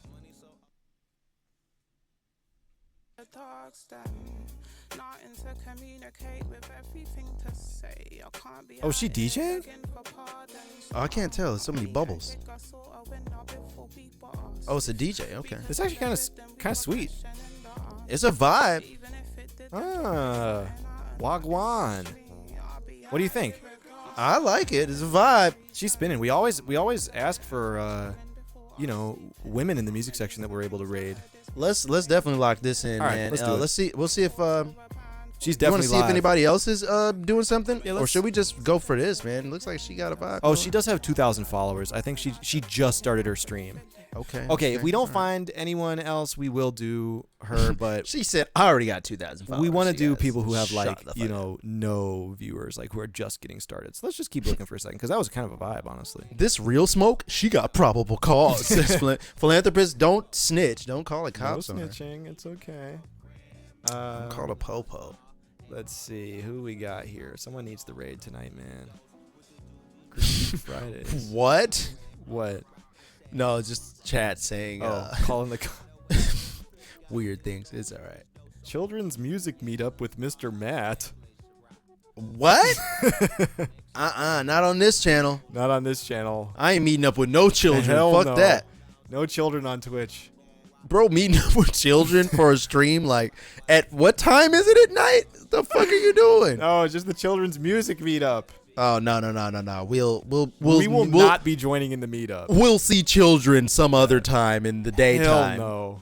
Not after midnight. Yeah, we're not meeting up with anyone. Fuck out of here. Who is live right now? Do the Soldier man? Boy. Huh? Absolutely not doing that. Come on. We need it. Oh, you were just talking about how everyone loves the live events at bars and shit. Live bars are a hit. Oh. Is that the sound? It's blown the fuck out. Look at how low the volume is. Turn it up a little bit and just see how loud it gets. It's so bad. It's so bad. Yeah, sorry guys. That's an L. The lowest possible volume it could be, and it sounded like that. So God damn. They're about to hurt somebody's ears tonight. Jeez, I should have left them a message like check that. your levels on y'all streams, y'all. Yeah. When you guys are streaming, check your levels and make sure that it's not blaring. Because that would suck. Epic beats, let's get it. Relax your mind. What's this guy doing? This looks like a cool stream. He's got 1 viewer.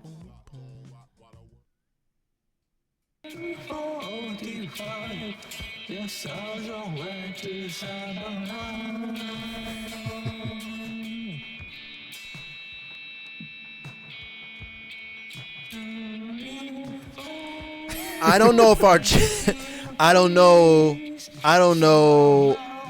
if we're gonna be able to do this today. Oh man, dude, I'm intrigued. I'm so intrigued, but I'm trying to listen through 2 headphones too, just to make sure. I'm like, is this a Red Hot Chili Peppers cover?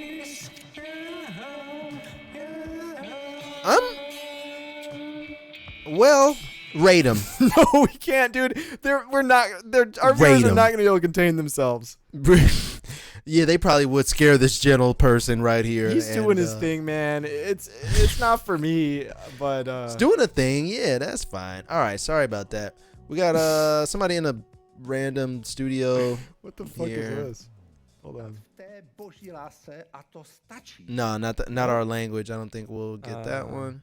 Jesus, man, I did really like that last stream, but yeah, I mean, I loved it. Let's drop them off there. Let's put the raid right there. I think everybody will enjoy themselves.